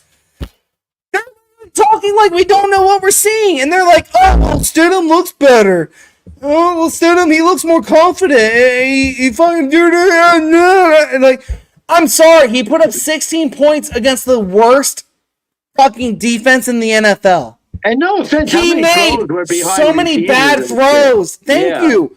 So many bad throws. Russell Wilson got 24. Like, I'm not saying it was beautiful, but like, we knew what we had with Russ, and in this game with Jarrett Stidham, the way they fucking made this play out, it was like, he better do fucking more than fucking Russell Wilson. He did worse. Now we're going to back him as a 3-point underdog against the Raiders, who have everything to play for? Fuck out of here. Fuck out of here. It's fucking absurd. Give me the fucking Raiders. It's so dumb. The Raiders. Give me the Raiders. Okay, so real quick, because you did a wonderful job. This was actually a triple like on my podcast, and was very happy because I was 100% on the Raiders. You know me, every time these teams play, I always say Denver has never beaten the Las Vegas Raiders. But essentially this time, like, it's just a matter of motivation. The Raiders have everything to play for. Antonio Pierce, last home game, they're going to be up to play. Denver, no offense, like we talked about, I was on Denver last week. I cashed the Broncos ticket. I was not really all that impressed with how they looked against the Chargers, especially at home after a bad loss, new quarterback. Stidham did not impress me at all, and I think that a motivated Raiders team could give Stidham fits. I think you could see a couple turnovers from Mr. Stidham this week. Great. Raiders -3 in the round robin. Let's go. Yep. Once again, Raiders in the round robin to make her fucking break. Let's do it. I don't give a shit. Like, I'd rather win money than fucking be pissed off. You know, like, honestly, you might be more pissed off if the Broncos win because you don't want Jarrett Stidham. So I fucking no. I want Sean Payton. Like, this guy is such a fucking fraud. This maybe guy Drew Brees literally could be your quarterback next year. 70. No, here's what I hate. Like, if Russell Wilson wasn't the guy, that's fine. I could live with that. Here's what I can't live with. I can't live with, oh, well, we had a whole playbook, but Russell Wilson couldn't understand most of it, so we only held him to 4 plays. That's not his fault. If you came out and said, hey, we had a playbook, we had 30 plays, he only understood 4 of them, but we tried to make it work, guess what? That makes him look bad. The minute you say, oh, I was held back, he can only run 4 playbooks, like, he can only run 4 schemes, you're not only trying to make a guy look stupid, but you're failing at it, because you're basically... That's what I don't like, man. Like, you know what I mean? At that point, you really want to sit him for the injury. You just get your ass out there and say, you know, it's the end of the season. We wanted to see what we had in Stidham. We're going in a different direction. We wanted a spark, whatever, and then you leave it at that. The fact of it's getting ugly now with he didn't know the playbook. He couldn't really Stidham. He's a genius. He could. Wow, he looks really good. No, Stidham is not a genius. It's such bullshit. Like, and every Broncos fan sees this and they know it. And the fact that dickheads like Chris Sims, like 104.3 fucking Denver, they're coming out being like, oh, well, Russell Wilson sucked. He didn't know what he was doing. It's such asinine bullshit. Like, come the fuck on. Like, you could look at a goddamn playbook and fucking comprehend it. I guarantee you Russell Wilson understood half that playbook and realized the bullshit for what it was. Yeah, that to me, I'm with you 100%. Like, that's horse shit. Because no offense, like I had Denver betting last week, and no offense, like Denver's defense won that game. I expected much more from Denver's offense, and they just, again, 200 yards and a touchdown pass is not going to impress me. Well, no, think of it this way. Like, if Jarrett Stidham truly understood the playbook better than Russell Wilson, what about their play scheme last week proved that to you? Because it really looked a lot like the same play calls you made with Russell Wilson. That looked like a game Russell Wilson could do the same fucking thing with those play calls. So to me, the problem is, like, and this is why I say Sean Payton's a fraud. Because he's calling the same bullshit he's called with Russell Wilson. He's just doing it with Jarrett Stidham. But he's calling Stidham a fucking genius. Meanwhile, Russell Wilson is just a fucking idiot who's a greedy bastard because he won't fucking waive an injury clause. Like, what a like, and this is why, like, I'm so mad at the Broncos for fucking hiring the Waltons. last point, because I know we have a lot more games to go through, but Well, really, just 1.5, basically. bro, how do you bet the Broncos? It's such a fraud organization. I'm done with them. And I said this last week. I'm done with the Broncos. You can't bet on them. They're so bad. You can't do it. Under 2. Like this, the Broncos could be shut out here. I hope sitting gets sacked 7 times. I really do. I can't wait. Yeah, there's a dead under. Because, yeah, I could see Denver's offense really struggling. Especially, too, if they try and protect Stidham. This could be an ugly... I think you're going to be mad at this game. I have a feeling. Well, I'll try not to break any of your walls. I was going to say, if you do come over, don't break anything. All right, next up, second to last game, last 4:30 slot. It's the Kansas City Chiefs traveling to the LA Chargers, where they are currently 3.5-point road underdogs. Plus 148. Chargers are minus 176. Home favorites.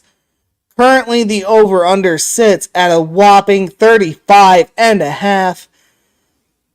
I think it's my turn to go. I know I've already ranted. I know people are tired of hearing my voice, so I'll be quick with this. It's Easton Stick versus the ghost of Blaine Gabbert. I didn't have that on my 2024 bingo card. Here we are. The Barney side. Maybe the right side, maybe the wrong side. Andy Reid versus an interim head coach. Yeah, but whatever his name is, yeah. I don't even care. Keenan Allen out once again. The Chiefs are resting everyone. I don't care. Maybe they'll find a receiver. Not like their regular receivers are any fucking good.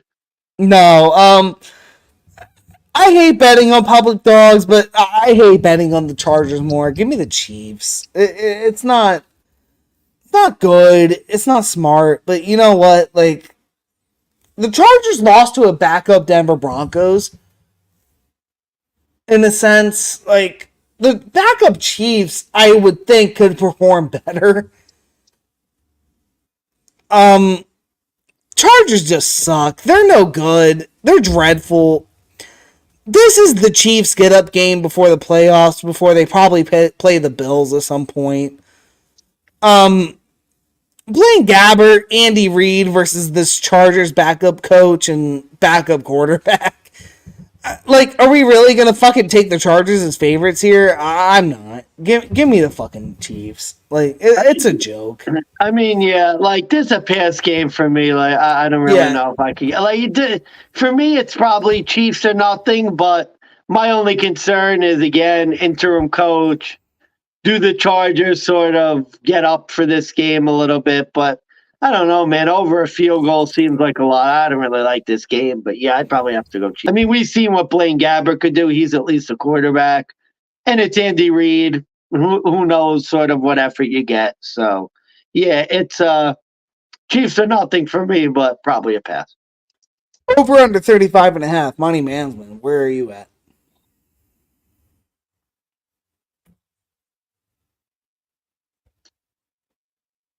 Money Mansmann, anytime. I think I'd have to go under. I know the number is low, but it's Blaine Gabbert versus Easton Stick. That's kind of it. With that said, under 35.5 it is. Okay. Last game, Sunday Night Football. The Miami Dolphins hosting Jason Mansmann's Buffalo Bills. Bills are now 2.5-point road favorites, minus 152. Dolphins are plus 128 home underdogs. Over-under is 48.5. Money Mansmann, it is your Buffalo Bills. I always defer to you. Right. What do you got? What do you got, buddy? So the number's asinine. Let's get that out of the way. Well, okay, sorry. Let me pause you. In what sense is this number asinine? I mean, when it was over 3, that really seemed like a lot, considering sort of how Miami's played, what Buffalo has looked like the past couple of weeks. Like the number really, this is game 2 where I disagreed with the Sharps because the Sharps on my podcast were all over Miami because of the number, because it was 3. Here's my handicap, and I'm not going to do a lot of ranting and raving. The Bills have been winning a couple ugly games. They know what they have to do. By the way, there's projected to be a massive Bills fans presence in Miami. It might be more of a Bills home game than a Miami home game. So just be aware, Bills Mafia. We're going to the mattresses on Sunday night. Here's my thinking for this game. Number one, there's a risk in that, there's a possibility the Bills have already clinched the playoff spot by the time this game starts. But here's why I actually think Bills -2.5 is a good bet. Miami has a ton of injuries coming into this game. Bradley Chubb, I think their starting linebacker's hurt. I think their Xavier Howard's going to be out for the game. Raheem Mostert's probably not going to play. Devontae Achane's hurt. Tua's banged up. Tyreek has an ankle injury. Jalen Waddle didn't practice. Oh, look, Tyreek's house is on fire. Tyreek's house is on fire. What I'm thinking for this game, the Dolphins have already clinched. The Bills may not have. What I could see happening in this game is if the Bills get up early, I wonder if the Dolphins, rest up for next week because of all the injuries. There are so many injuries in this game coming in for the Dolphins that I think could not only affect the game, but also affect their thinking. I have a feeling the Bills are going to take care of business and win this game. And I really think this game could be a blowout because what I could see happening is the Bills get up early and the Dolphins sort of take their foot off on the gas and let some guys rest up for next week because they have a ton of injuries all over the field. And meanwhile, the Bills literally are at their healthiest that they've been basically all year, offensively and defensively. So with that, I think Bills -2.5 is the right play, even though I think a lot of the Sharps would say that the line is too big. I think the Bills get it done, and they're your number 2 seed, although, it's the Bills, so you never know. Well, Money Mansmann, I can't fault you. Uh-oh. You know me.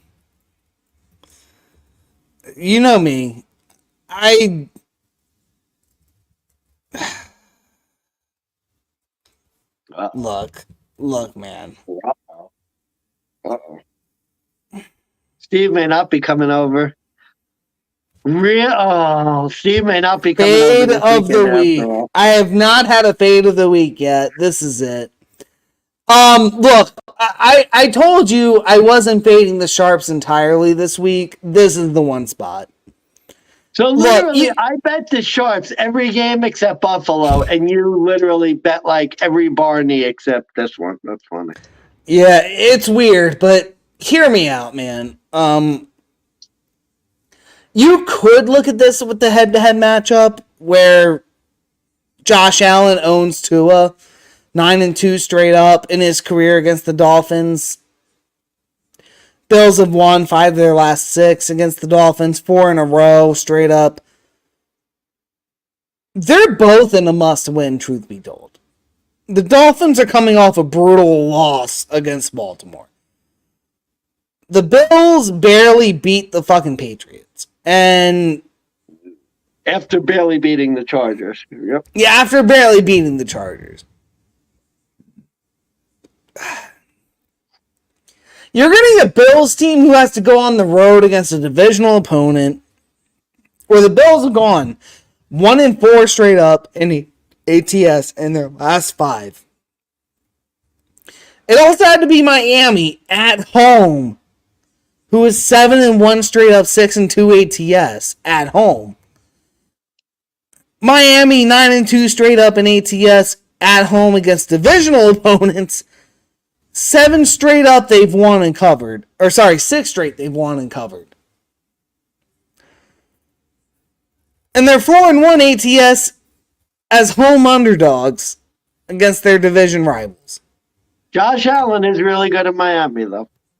Yeah, like, look, this is the kind of game where I'm either dead right or I'm dead wrong, and there's no in between where I'm going to get all this wrong or I'm going to get all this right.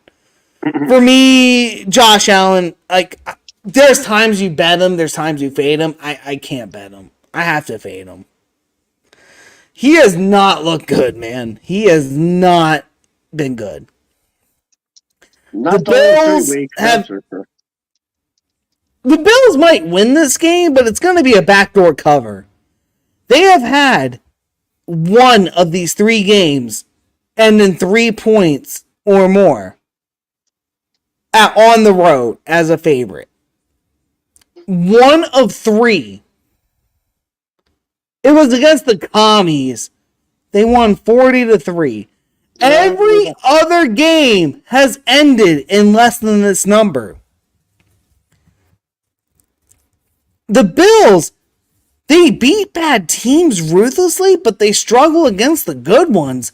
I mean, not this year, though. Not this year. No, it's like, oddly enough, this year, it's like they beat the good teams, beat the shit ones. That Kansas City win is just looking worse and worse. That loss against the Broncos and the Patriots is also looking worse and worse. Just be careful, though, too. I mean, look, what you're saying are all valid points. I don't want to say what you're saying is incorrect, because you're right, and I think this is what the Sharps are saying.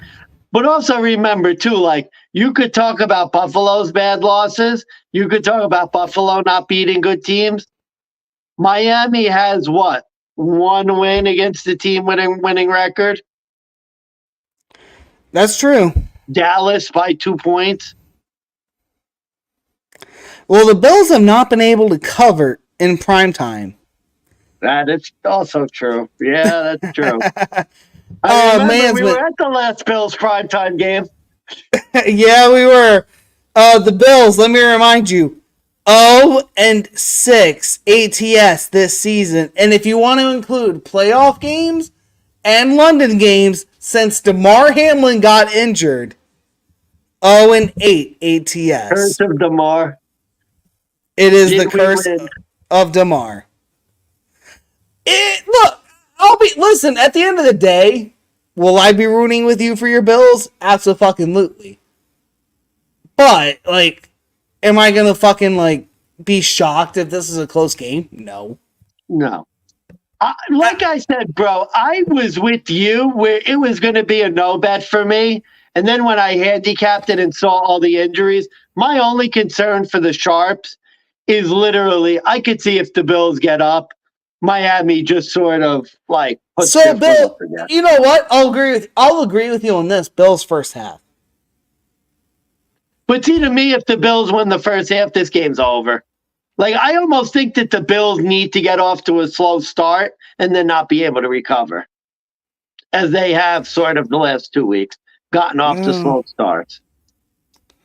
Oh, Bills are pretty. If the Bills come out strong, that crowd's going to be revved up. The Bills' defense, which has been playing well, is going to be revved up. And I'm just wondering, on the offensive side of the ball, if Waddle is banged up, like, it's literally going to be like no Mostert, banged up A-Chain, banged up Waddle. It could literally be Tyreek Hill on a bum ankle and, like, Tua injured. You know, you're talking me into the Bills, and I don't appreciate that. It's just the injuries, man. Like, I don't know if Tua is going to be 100%. Now, Josh Allen did get that shoulder stinger, but supposedly he's fine. So, I don't know. Yeah. The injuries are something to consider before you put a big bet on Miami. Look at the injury report before you make a decision. Because, like I said, I was with you, but there's a lot of injuries. All right, last point. Because of the injuries, under 48.5 was the play. Dagger stat, yeah, Bills are really bad, but under has hit in 14 of the 17 games on Sunday Night Football. Yeah, I don't have an under, so I'll make that my under of the week. Why not? I don't think there we go. Oh no, I did. No, never mind. I had the Patriots Jets under. Oh, wait, that was your under? I thought that was your best bet of the week. Yeah, but I think I made that my under too. My Steve Abeta under of the week. Oh, so we have a double under, double best bet. I didn't really do over-unders. The reason why I didn't want to do them is because I do them for the show, but I end up not betting them. So I kind of feel weird about like promoting them all that much because I just found that like recently I haven't really played in the over-unders. All right, fair enough. Okay, well, that's it. I know we've gone late, so let's do our brief sort of best bet recap. Yeah, no, we got a lot going on here. So, all right, Money Mansmann, give us your best bets to end the show. I'll give us my best bets. Yeah, right. So, best bet. Geez, I'm trying to remember. My screen froze. Best bet Patriots -1.5 or double. Best bet under the week. Jets Patriots also under, especially the Jets under 14.5 that you have on the screen there. My dog of the week, Baltimore Ravens +3 or 3.5. You could get it against the Steelers. And then my fade of the week, Chicago Bears +3 against your Green Bay Packers. Fair enough. All right, so for Big Bucks Beta, it is best bet of the week, double best bet, New England -1.5. Money Mansmann, we're gonna have to get on the Twitter. Me and you are gonna have to corp that -1.5. We're gonna have to do that. Yeah, I was gonna say tomorrow it's gonna be snowing and shit anyway. Like, text me the sort of finalized Robin. Yeah, no, we'll get that organized. So number one, New England -1.5. Also, Jets under 14.5. Dog of the week, dog Colts +1.5, +100 money line. Pittsburgh Steelers, Baltimore Ravens under 35.5 is the play for my under of the week. Fade of the week, we're going Buffalo, Miami. We're fading the Bills. Take the Dolphins +2.5. Ooh. Over of the week, over 45 for the Bears Packers game. Money Mansmann, any final words before we sign off for this chaotic chaos week? Yeah, no, this was a marathon episode, 16 games. So, no, good. Should be a fun week. Definitely, if you come over, I'll see you Sunday and whatever. Yes, sir. All right, with that said, this is the Distinguished Dgens podcast. This has been week 18, the chaos week. I am Steve, Big Bucks Beta. Money Mansmann signing off. Good night, good luck, and as we always say, Make that motherfucking money. A fucking man. Good night, D-Gents. Good night.